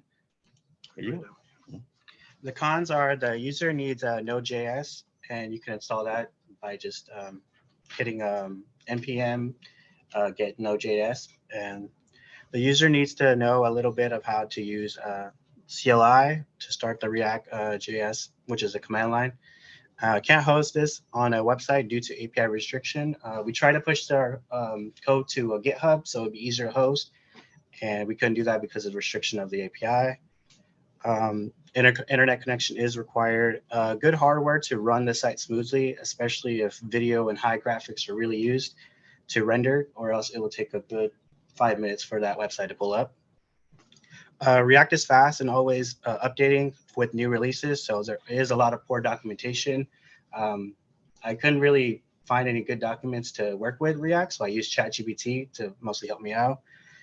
And the user needs to know if his or her system is compatible with certain commands and install dependency and packages. Since I had Windows and he had Mac, the dependency wasn't really that bad. I just had to like get bash in order to do a certain commands. And the documentation was poor, so ChatGPT was our biggest rely. Did you find the documentation fairly accurate? It was only just showing us the basics of how to install the React app, install like little small dependencies and packages, but it wasn't really like in depth. Even YouTube videos were showing the same thing that they were showing in the documentation. I think you answered my question. I was gonna say, was the documentation even helpful? It's usually like, here's a word, it would say how to use it. Yeah, it would just give you the command, but it wouldn't show you where to type that command or how to use that command. Yeah. Mm-hmm. And now, with the app, the student can now scour the internet. This is going back to the story previously. Can scour the internet for articles for their student project in one place. The student can expedite their time searching through the app to comb through different news articles from different news sites to find what the student wants. And if we can make PyGis AI News, the News Network app more readily accessible, then hopefully it can help in providing news for the user within the digital space. And before we leave, I like to leave you with a quote from Sean Garrity, who is a writer for the UX Collective, that states that technology you use impresses no one. The experience you create with it is everything. So in other words, it's not just the tech that impresses people, it's the merit in how people use it in their everyday lives that matters the most. And this is why the PyGis AI News Network application exists. And hopefully it gives the people something that they can experience than just knowing about the technology instead. And here's a couple of questions, commonly asked questions. So I'll leave that to you. Can I use the API that is used in the PyGis AI app for my own project? Yes. And the link is newsapi.org. And that will be the resource. Was learning React hard? No. However, having prior knowledge on JavaScript, CSS, and HTML will help you speed up the productivity. Do I need to install anything special before I can use the PyGis AI News app? Yes, like the dependencies you need to install. Like once you hit npm start, it'll automatically create those React files that we have. You need to install node.js. And also node.js. And if you can't install it through your command line, you would have to download it externally. Can I create the project with this API and host it on my own site? For free access, no. The user will have to pay API fees to unlock the full CRS access, CORS access, then it being restricted to just local machines only. The user can find out more about pricing under pricing on News API website. And how much did we use ChatGPT? Mainly a lot of it was getting all our resources from ChatGPT because it could spit out like a little statement for us to work with if we don't even know what we're doing. A lot of it, one of the main reasons behind the idea of the project was to utilize and see the full potential of what ChatGPT can really do for us. And it pretty much did everything. In addition, ChatGPT can also help solve problems and debug our code, which help productivity quicker. And that's it.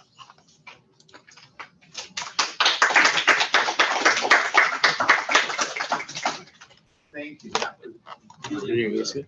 And Yeah. you need to figure out a way to put that somewhere so other people could see it, because that is excellent. You brought in the API That's a big deal, learning how to mess with APIs.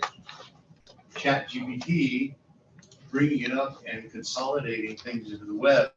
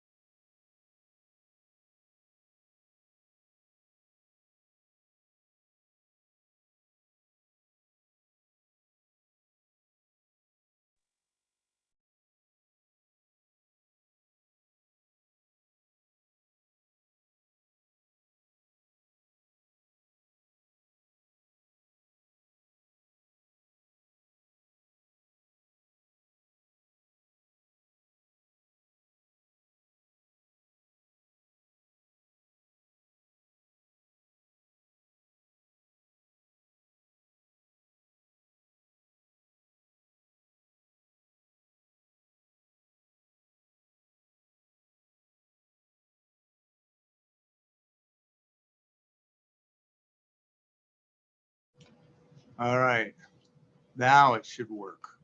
Okay, Woo! all right, sorry about that. So if you close Chrome, be careful. Okay. Where did we leave off? Right there. Okay. Right there.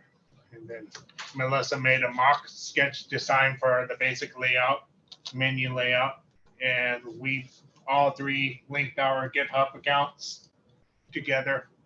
Week 3, we all got connected on the Jupyter and the Linux box, the DevNode 23, and I created a rough layout for the blind-friendly website via GPT with the skeleton website. Melissa sketched our mascot logo and began working on the code on GitHub. And That's this our is the logo for the for the mascot. Yeah, I call him Mimu. Nice. Like menu, but Mimu, yeah. She did the presentation also, so Yeah. This this is is what he. what the example of the AI that produced our website for a preview. And this is for the blind-friendly website. All right. I created a contract with all four of us to sign with me, Melissa, Abraham, and Ryan. Melissa continued to work on the code on GitHub. Ryan joined our team on June 2nd, and contract and milestones were created. We all agreed to work 3 to 5 hours per week on our project. And here's our milestone from milestone 1 to 4. Going down, form team, come with idea, form contracts, begin designing layouts and create logo, get all members needed logins and software.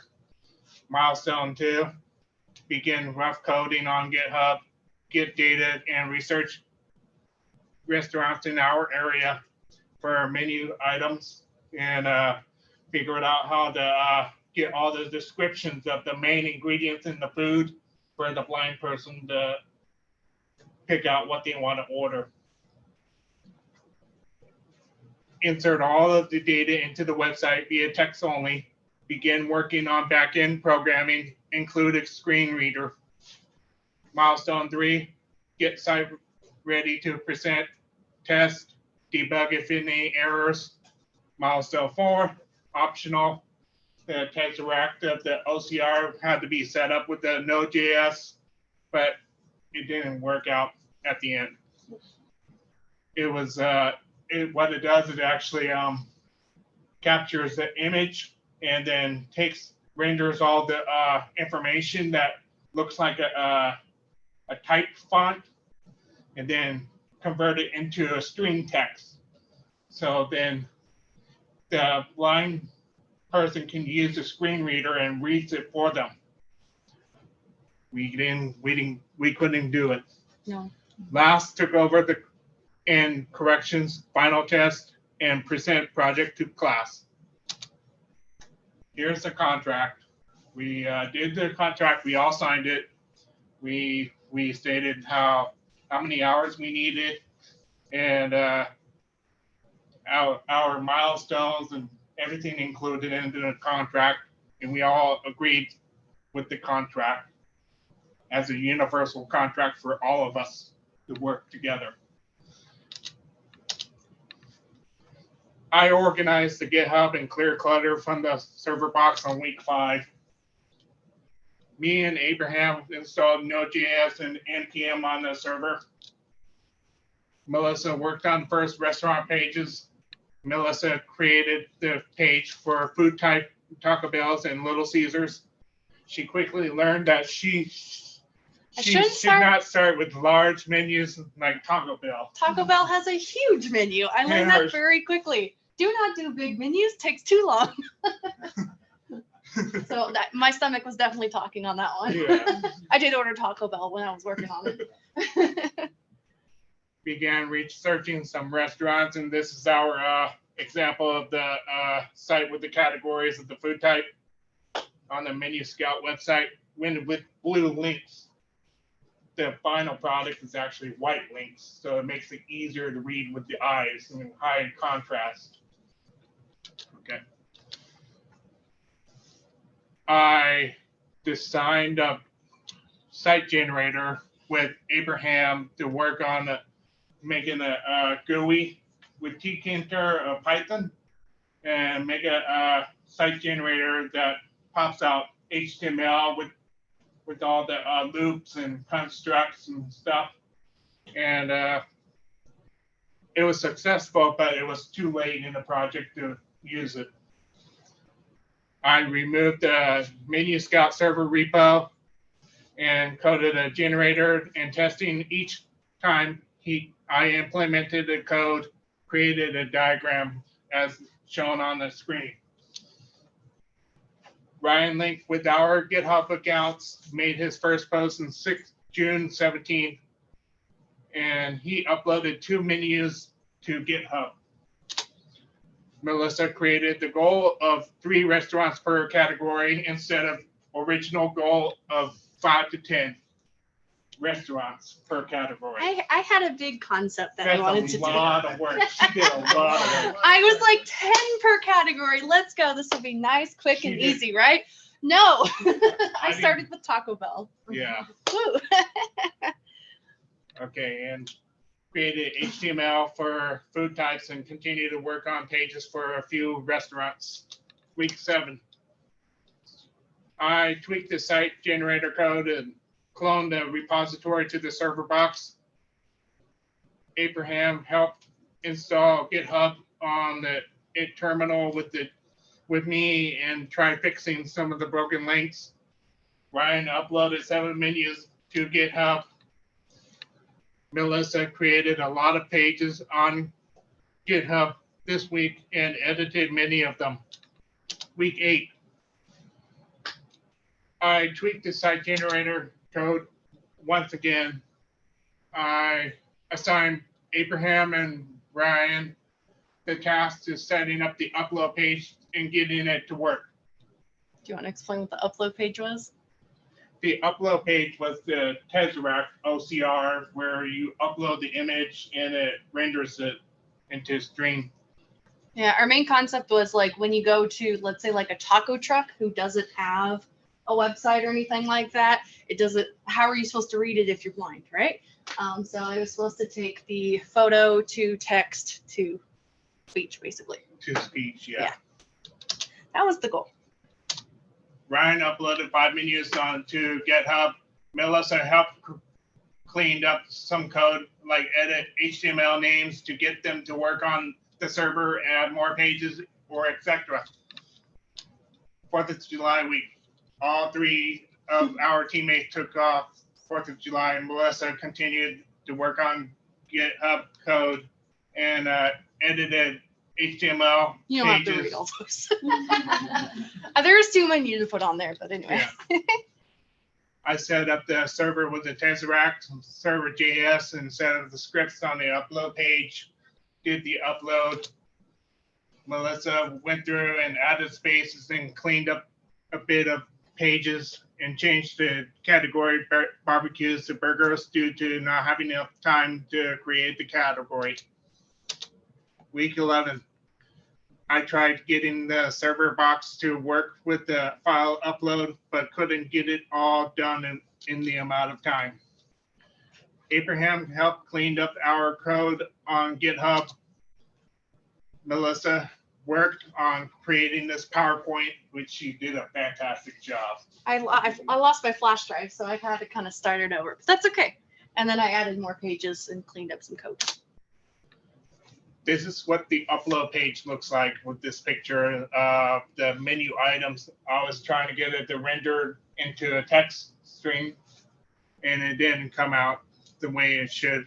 And it gave me a 404 error in one of the scripts, and I had to try and figure out how to do the reverse proxy. And I had a hard time with this server doing that. Tweaked the Tesseract some more, tried to set up the virtual machine for all of us to access the website with the SSH and go into jumping to another port and make it so it's accessible, but only Melissa could get on it and I could. Abraham couldn't.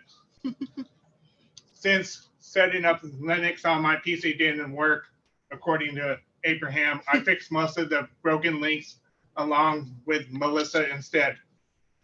Melissa worked on cleaning up our pages that Ryan and I created Ryan did not fully include some menu items, so these needed to be fixed.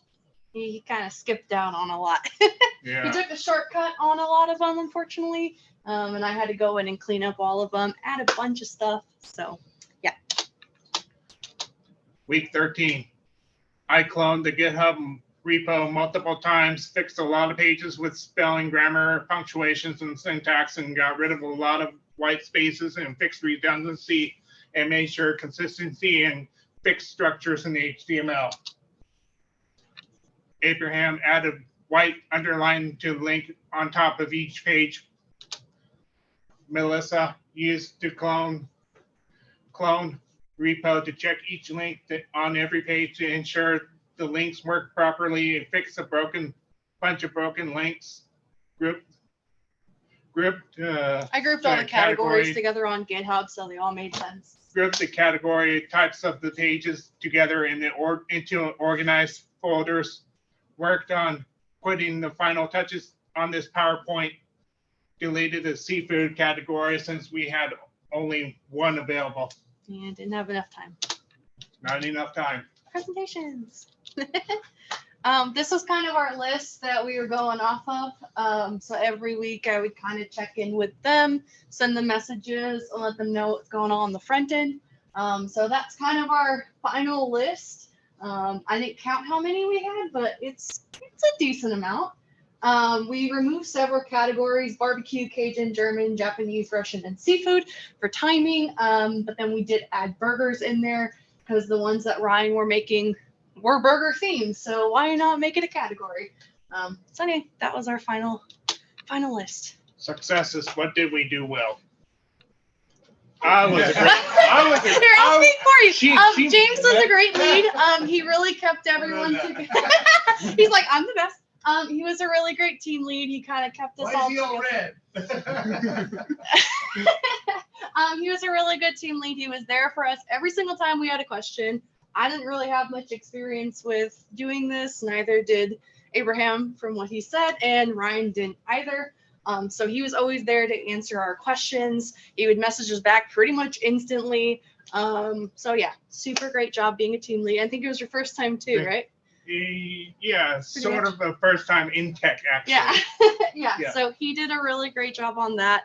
Kept us communicating to the best of his abilities. He was always there to answer questions and whatnot. So Melissa worked many hours on the project and always responded to her group as quickly as possible. She always tried to encourage the team, and she made this PowerPoint and tried to get weekly progress reports from our team members as a log to show on this presentation. Yeah, every week I would ask him, check in, hey, what did you guys do? And yeah, that was one of my assignments. And then I guess together. I and Melissa, we were able to keep communication open to all members on Discord. We try to make sure we maintain that open communication so that we are all on the same pages. And we were able to think of a cohesive idea quickly, and overall, we think we achieved our initial ideas of what this project would look like. Yeah, we came up with the idea, I think, first or second week? Second week? The second week. Second week. Yeah, we pretty much already had the idea down, so that was great. Save time. Failures. What did we fail to do? Communication. Communication was a struggle at times. Some of the team members were neglecting in communication, and we had to remove them from the team. Not all team members would report their weekly progress to Melissa, and she had to review the past messages in order to be able to note something down. This took time out of her week to do this when she could have been working on the project more. Yeah, I'd have to go through all the Discord channels and figure out who did what. So. Time management was a huge issue for us. Some did not uphold the contract that we all signed in by not maintaining at least 3 hours per week. We unfortunately had to remove a team member since he only put in around 2-ish weeks worth of work in 1.5 months. time span. Yeah. We tried to encourage him kindly to perform some more work many times after not putting in the effort. They were given a few warnings and ultimately we had to remove them from the team and it was not easy. No, it was not. We did not get the Tesseract completed during this project time span. And we did not complete all the categories that I initially started with. What did we learn? Time management. We learned about time management and how not everything can get done in one day. That was a big thing that I learned personally. What was the term? You can't eat an elephant in a day. Yeah. I learned that with that Taco Bell one.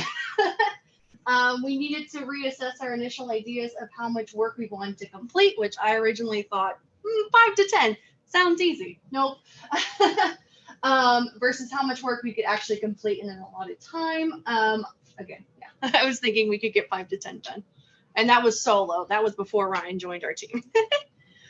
Also, we had to learn how to boot a team member off the team due to neglecting the allotted time per the contract. It was definitely not an easy choice, unfortunately, but it just wasn't. We deliberated for maybe Yes. 3-4 hours before booting off the team member. We went through the GitHubs, what work was performed, what days.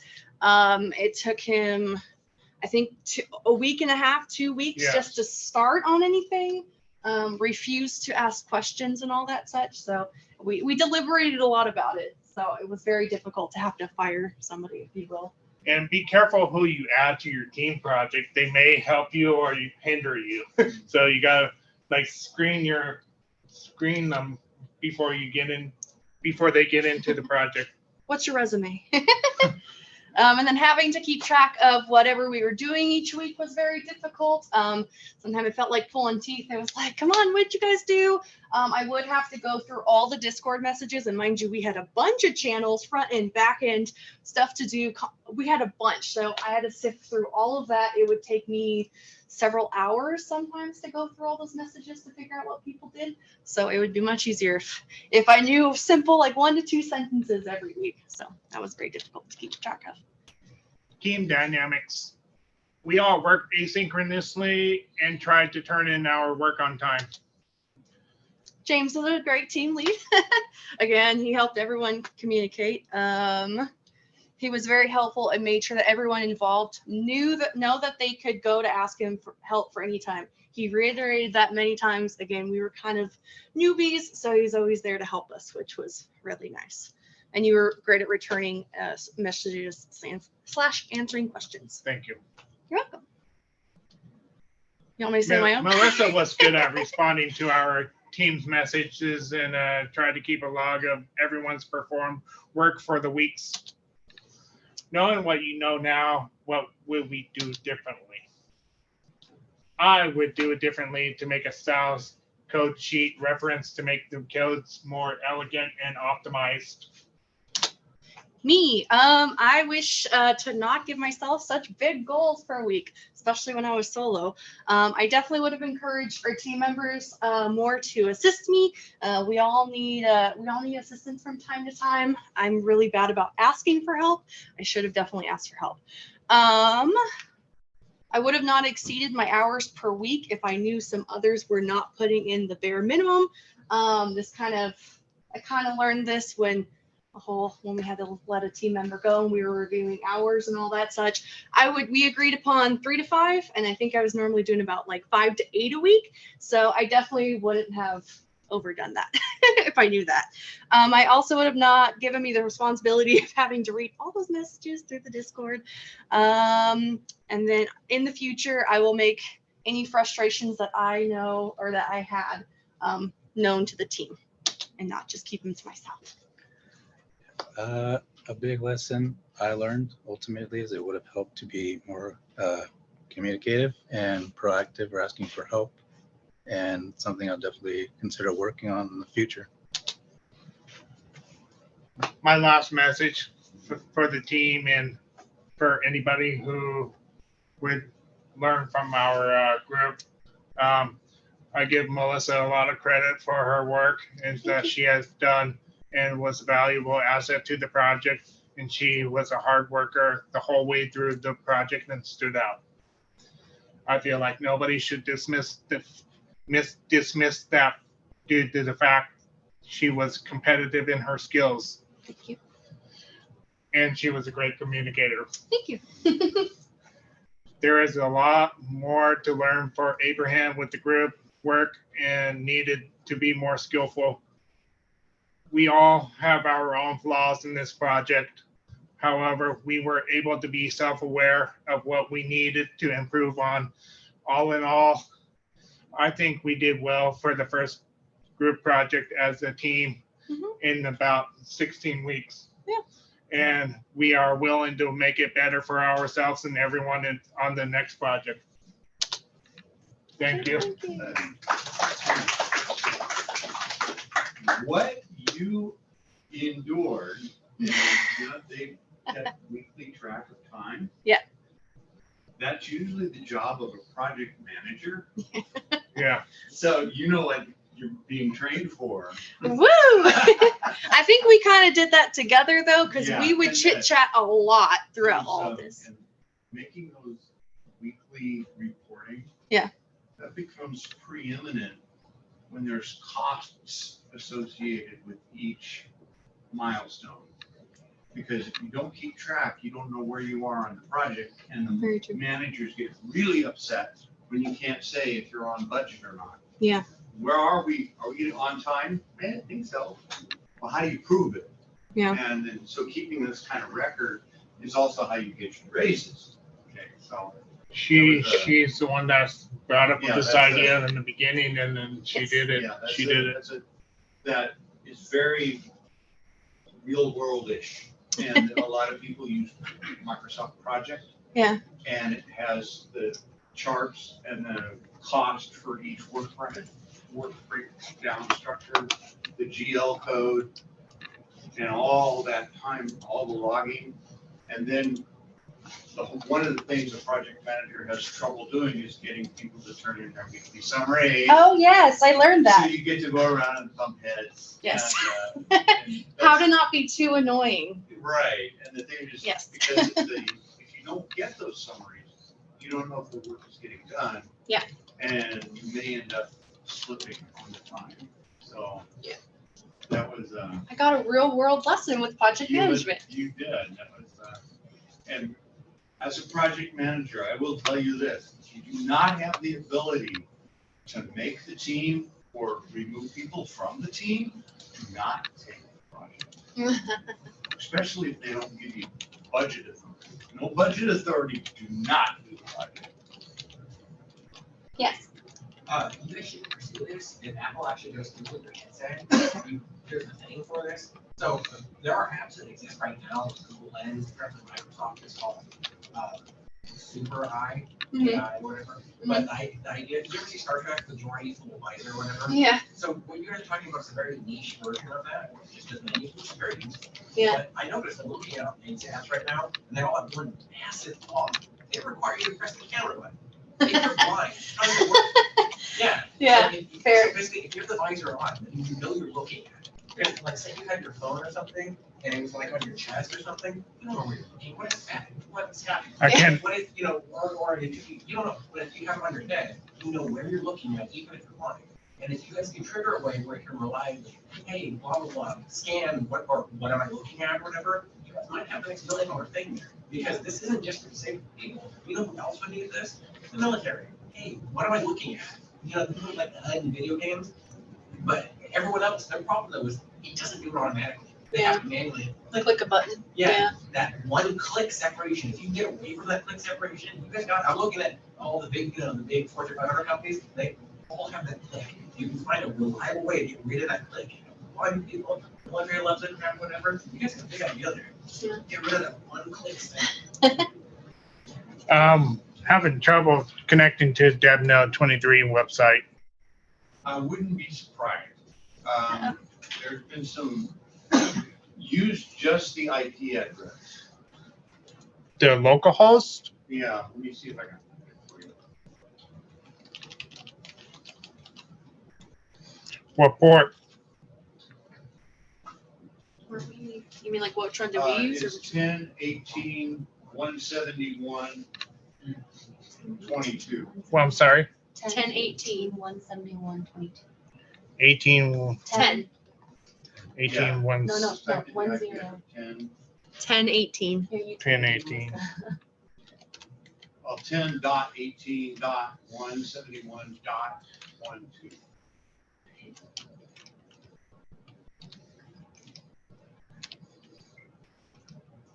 172. 170, 122. Oh, 122. 122, 122. Yeah. and 30, 30? 30.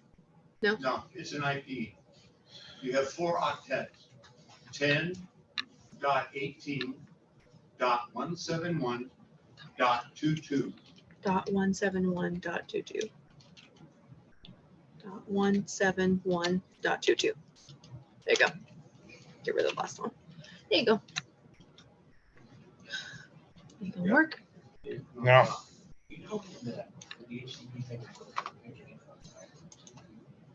Yeah, I'm gonna take a quick look. Maybe, so Promise it works. they've been changing an awful lot of networking. And I have the only port it open is 22. The Apache web server is not running. Uh-oh. What's that? He said the Apache Oh, isn't running. all right. Doesn't he have a colon 22? No. Oh. If you're trying to open a website, port 80 is HTTP. Yeah. So, HTTP is not running. okay. So Nmap told me the only port open is 22.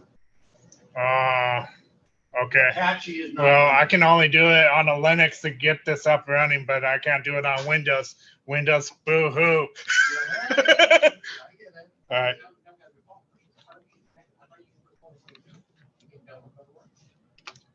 All right. So much for that. You can't use a browser to connect to port 22. Oh, I thought that's how it worked. No, you use the browser to connect to port 80, which gives you HTTP. Okay. You can exit out of that. I got mine. Okay. Right. It doesn't have like the. All right. Sorry. Sorry. Do you want couldn't us to like show the make a website. video? I can make a video and send it to you. That's all right. Okay. I'll start it back up. Okay. No worries. Thank you very much, Yeah. guys. Thank you. You've learned a ton. Oh yes. You learned a lot. Okay, we're still, this recording is still there. And anybody else want to go? You guys ready? You ready to go? All right. And let me minimize this. Are you going to use your computer? Okay, here's an HDMI. Hopefully that's a Windows machine. Do you have is it full sized or? Yes, full HDMI. Okay, so what you do is you plug it in and you just hit HDMI. And then what will happen if you're on Windows, it will automatically see it as 2 screen. Yeah, I'm gonna make it a projector. Yeah.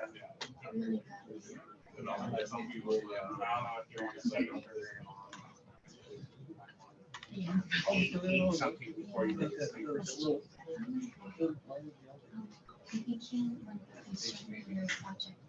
All right. Send you the project. Okay. I can make a video on it. Yeah, if I can send it to him and I'll send it to you. Yeah. I'll just make a video of me talking through it or whatever.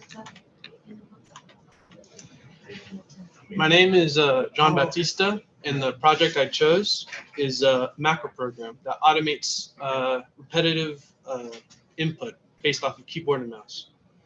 I named this project Do It For You because, well, it does it for you. Based off of a macro language, as I call it, you could decide or tell the program what you want to automate. And it's all based off of keyboard and mouse input. This is how a regular example of like a full line would work. In the parentheses, you would have a D, which displays that you want to hold the key down. Then after the parentheses or in between, you have the key that you want to hold, press. You can find out what type of key you want to press by checking out the Microsoft keys in them that they use for their Windows API under Visual Basic.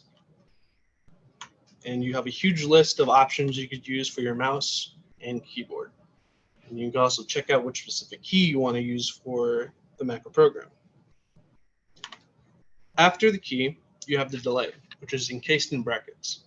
This delay is based off of seconds, and it can go up to days or weeks.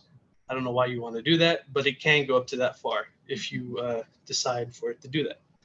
After the delay, which is encased in brackets, you could have it move the mouse, which is based off of resolution coordinates.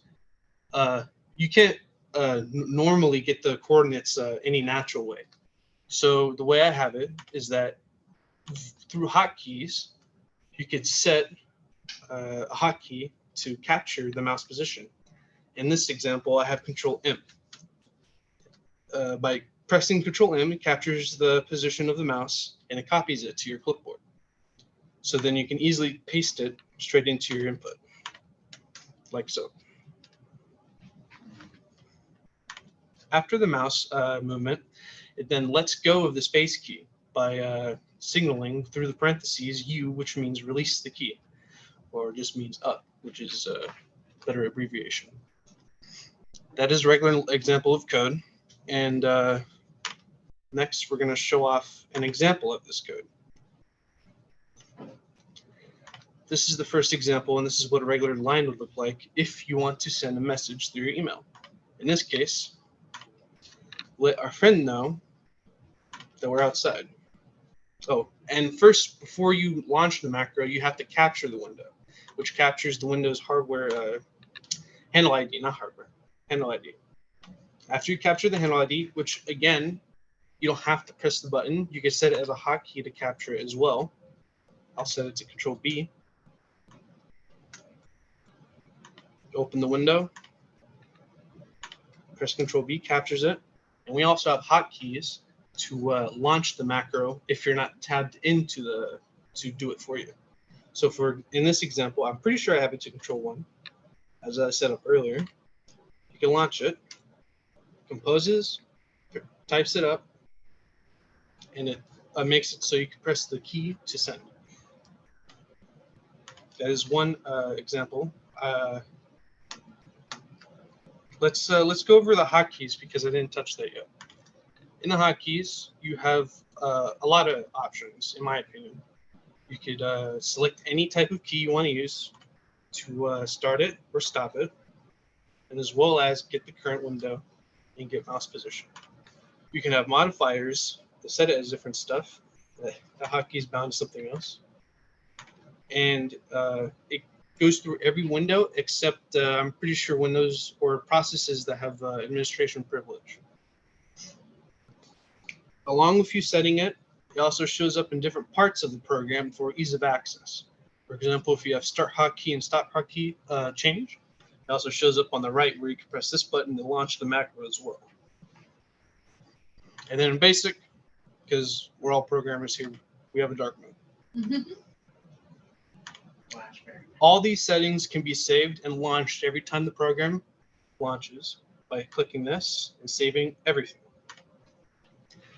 Along with the hotkeys and save everything, you also have macro pages. These macro pages you could save and launch different type of programs, as well as favorite them and slot them. These different slots allow you to launch and stop multiple macros at once that could run in the background. This sort of lets you use the program while it's in the background, while you have, let's say different other processes focused at the same time. The idea of the project was to run this program in the background and have it run like different tasks while you're focused on other windows. However, with the current Windows API and the time frame I had to find an input as well as do it over and over, I couldn't find a way to do it in the background. I think I went through 8 different iterations of the input system to get it to work. And at one point I said, I'm spending too much time on this. I got to move on to the next part of the project. So, like I said, you can send emails. You also Just doesn't work for browsers. It works for other processes as well. In this example, sorry for the brightness, you can have it paint. Star in this example. For these slotted macros, or for all macros, you can also loop it, which makes it repeat itself over and over. Like the star macro I just showed you guys as an example. I keep flashbanging you guys, I'm sorry. You can have it loop over and over, and it does the task over and over. And then you can stop it by pressing the stop key.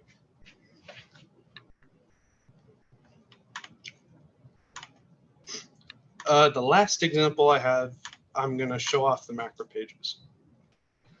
By slotting a macro by double-clicking a favorite macro or saved macro, whichever one you decide, it slots it. Depending on the position or how many macros you have, it will go into the according slot that you have. So for example, this is slot 1. Now, if I need to capture this, and I want to send it, pretty sure I have the hotkey to Alt-1, yes. I press Alt-1, launches it, and it does this. Oh, there's no... Aww. Wow. Windows muted it. I think Rick rolled again. I got all of you. Wait, you didn't do the cat one? Oh. Go through every single short one, yeah. So this program can be used for a lot of stuff, but the main idea is to automate repetitive tasks. That being signing into websites, launching virtual machines, or setting up different network procedures. The process of creating this, I was thinking about it for a long time. I was supposed to take this course in spring, but it got canceled because there wasn't enough members. So I had a lot of time to plan this out. And I think it goes to show my organization in my code and my milestones. I think I met 80% of them. The only ones that I missed was the saving part, which I wanted to use a database for it. But with Visual Basic, I ran into so many issues because it's all about meshing Visual Basic with SQL. And it just caused so many issues that I just decided to use text files instead, which was so much easier. It was like, I don't know, gliding on butter. The second part was, of course, the input. I thought it was going to be easy because I could just use the Windows API to put input into background processes. But very quickly, I found out that it doesn't work like that. The Windows API has some sort of security that prevents that, and understandably, it's there for a reason. But I tried bypassing it so many times, or like finding workarounds. Eventually, I just landed on just regular keyboard input, whatever type of handle is captured or focused, which works fine, obviously. The only struggles that I had coding, and I could prop up my coding right here, is all the different types of like aspects of the project, trying to mesh it in. I at one point I had my, let me see if I can open up. I had my main form, which is my main class, just filled with everything. And I just took a step back and I just decided we're going to spend a week and organize it all, because this is not good. I can't continue with this. It's like a rat's nest. So I organized it all into regions. It looks really nice. And it also put separated a bunch of the other core aspects of the program into other classes. So for example, we have the hotkeys and the macro input, which is I did this for the input to try to get it to work, and everything else, especially to get Windows. One thing though I want to note is that every time I tried to research ways to do the hotkeys, everybody recommended keyboard hooks.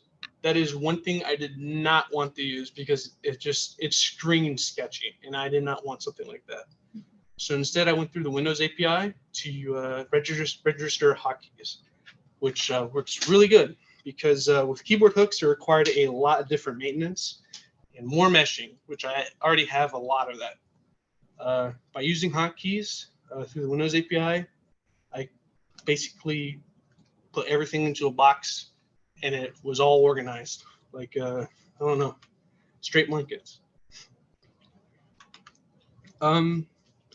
Things I learned from this, even though I organized everything and I completed my milestones and set everything as a goal, I would say I have to go slower with programming. I tried to do everything at once with most of my milestones, and that really messed up my my work ethics or my work progress.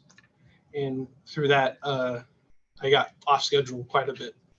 But in the end, I think I achieved my goal, which was to create a macro program that automates repetitive input. And I think I'll definitely be using this in the future for myself. And hopefully I can market it.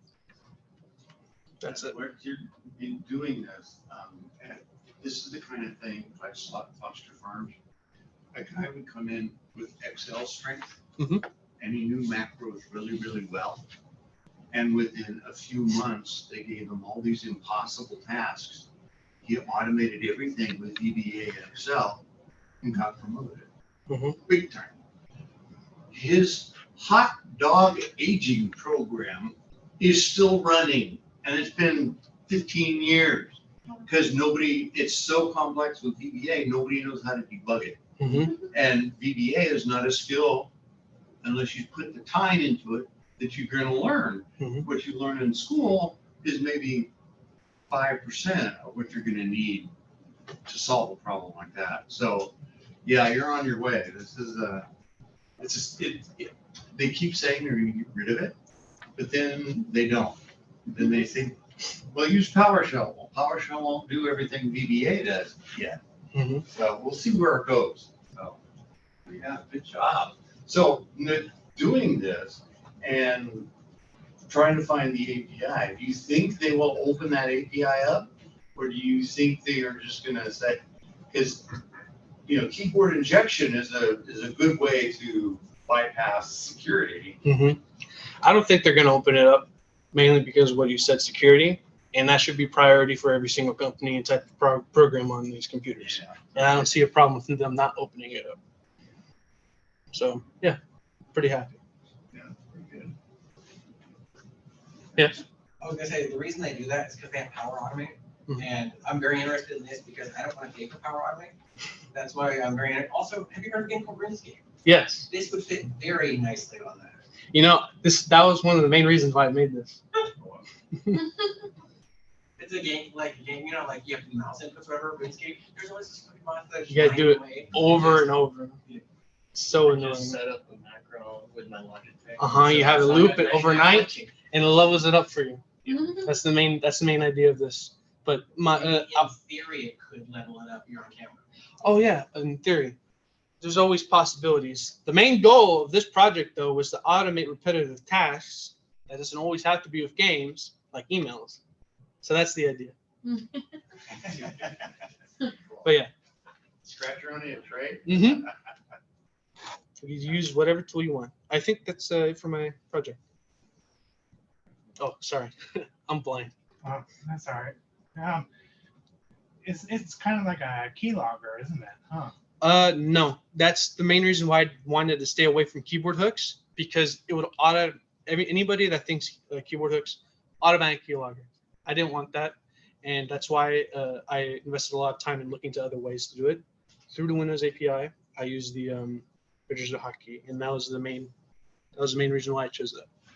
I definitely did not want that type of idea for my project, and that's why I tried to research ways to avoid that. Well, thank you for the answer. I was just curious. I fondle with computers, and you don't know what kind of programs have keyloggers in them or not. Exactly. It's A lot of programs have that type of sketchy stuff, and I don't want that. Yeah. Especially if my original plan was to see how far I can go with this program, see if I can market it. That's why I made it so accessible and so easy to use, or at least I tried to make it easy. You did it all by yourself, and that's a pretty good job too. Mhm. All right, cool. Thank you. The market is good. That's the market. Yeah. I heard people paying for that. It's nuts. Yeah, it's huge. That's it. If anyone else has any questions. Nope. All right, awesome. Very nice. I think we have one team left. You want to go, or you want to wait for us? We're good. All right.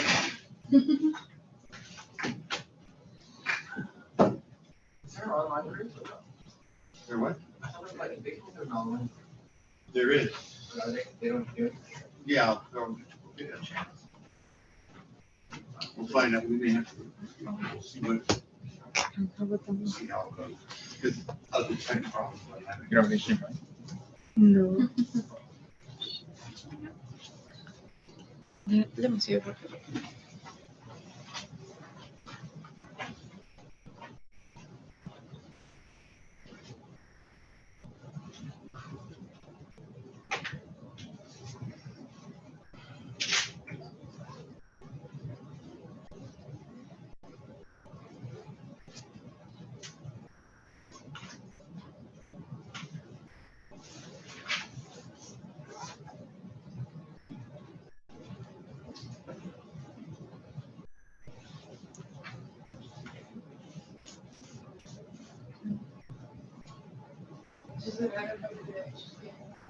Yeah.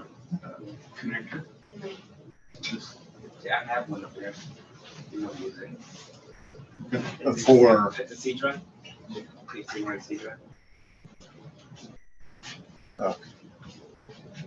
Yeah, I don't have anything that small for HDMI.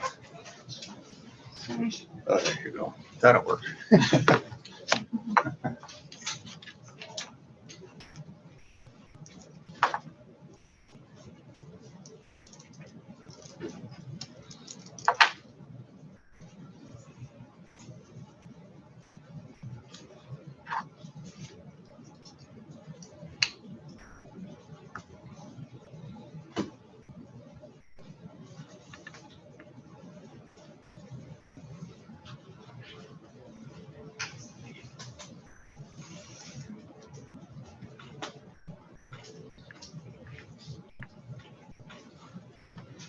Okay, so for our project, we decided to make a 2D tower defense game.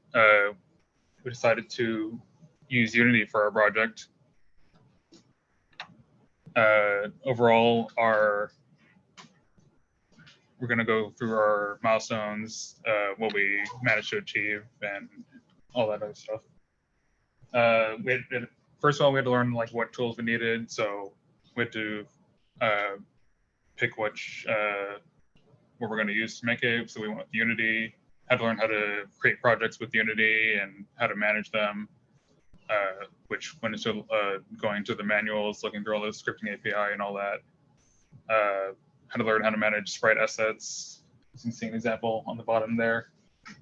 And then also had to learn how to manage a project as a team. Kind of new to GitHub, so that was one thing that we had to figure out how to manage our files through.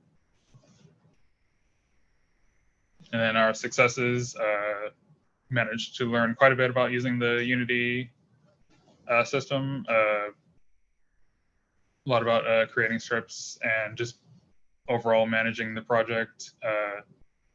Managed to actually get a playable game screen going. And like just that in itself was pretty good for not having ever worked with Unity, besides just downloading it and like taking a quick look at it. We also had to learn to do the palettes for doing the maps and doing the art and stuff. Yeah, it took a lot of looking through that. And then our lessons learned, some areas of our code were a little complex in that they were too intertwined, and I would have liked to make some of my stuff a bit more modular, I guess, so that you just plug it in and not have to worry about it interacting with other or interfering with other scripts as much. Some of the features we had issues with, we couldn't get quite implemented right before the end of the course. And then just managing files through GitHub. Some files, figuring out how they interact when you upload them to Unity and redown them to another computer. Just working through that was a little difficult. So learning how to manage that was another one of our lessons learned. Then Team dynamics. Initially, it was 3 of us. So, but then the other teammate didn't show up. So we had like we wait like 2 weeks for him to get back to us, but he didn't. So we started working on the idea of the game, and from there we divided the work between who was going to do the code and who was going to do like the UI for the game. And we work very well together. And if we have questions, we will answer and ask each other.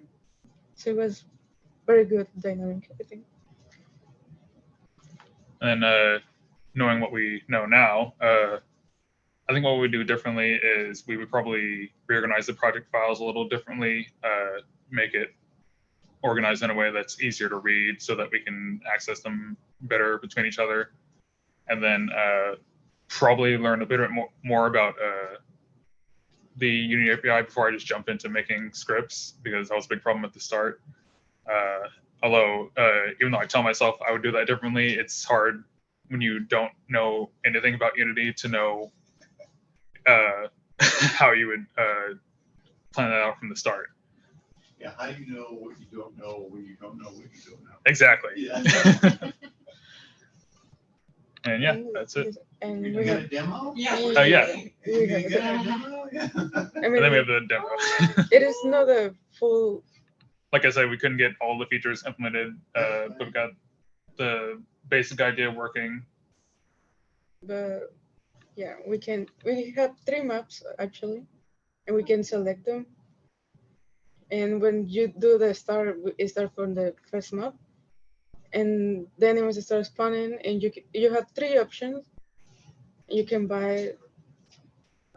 You know, you guys got Kickstarter. You get paid to finish it. And the level and stuff. You got Kickstarter right here. True, And true. you can also upgrade the turrets, like the. Oh, cute.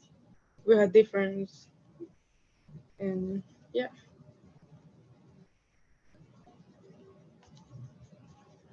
And you have lives, and if the enemies get through, it starts. We have a pause menu. You can retry, go back to the menu, continue. Yeah. Well, second map. Oh, cute. So does it like save your game, or did it blank you? No, it's I don't think we got to the saving. No, because the idea was to have a limit of waves. So, and when you complete the waves, it continues to the following map. And then when you restart, when you load it up, it just starts you back from the beginning. Yeah.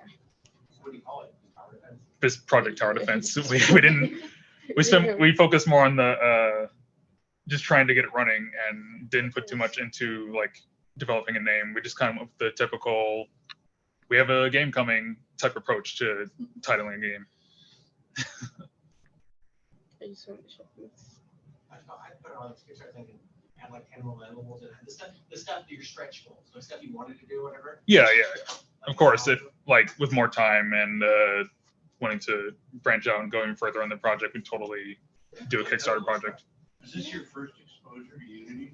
Yeah, like Yeah. actually using it. Yeah, I've like downloaded it and like taken a brief look at like, oh, this is how you mess with the inspector and mess with the controls and stuff. But I never actually looked at like the manual or scripting API. But this was our first exposure to that. Yeah, because the idea of saying, I want to learn about sprites. You took Unity and say, I want to learn this much of it. That's a wise approach. Yeah. I had a team a couple of years ago that said, we're gonna use Unity and do a 3D game. And they just basically got the basic object, and that's about all the further they got, because none of them knew Unity, and they didn't know how much they didn't know until they got into it. So Yeah, and we definitely use that as an example to when we started, because I remember you talking about the Rage Cage was the game that you were talking about, and we looked at what their failures, and we're like, okay, let's not start with 3D. Let's do a 2D game, and that'll probably be more manageable. That was a pretty. Yes. Was this done in HTML5 with the coding, or? All through just downloading Unity, and then when you code scripts in Unity, it opens in Visual Studio, and it's C# based. Oh, it goes with side to side with the Unity and Visual Studio? Yeah. Oh, okay, cool. No HTML needed or anything else, just knowing how to code in C# in general, and then knowing what Unity's scripting manual has to offer. That's cool. Nice. Mm-hmm. I'm impressed. Very good job. Now, give me a minute to talk to the folks that are online on my computer to find out. Because if we come back next week, we'll figure out what we'll do. So hold on a second. You guys, you had an awesome flex. You should have been like, and next last slide should have been like a GoFundMe Kickstarter. When we sold $50,000, I don't need this.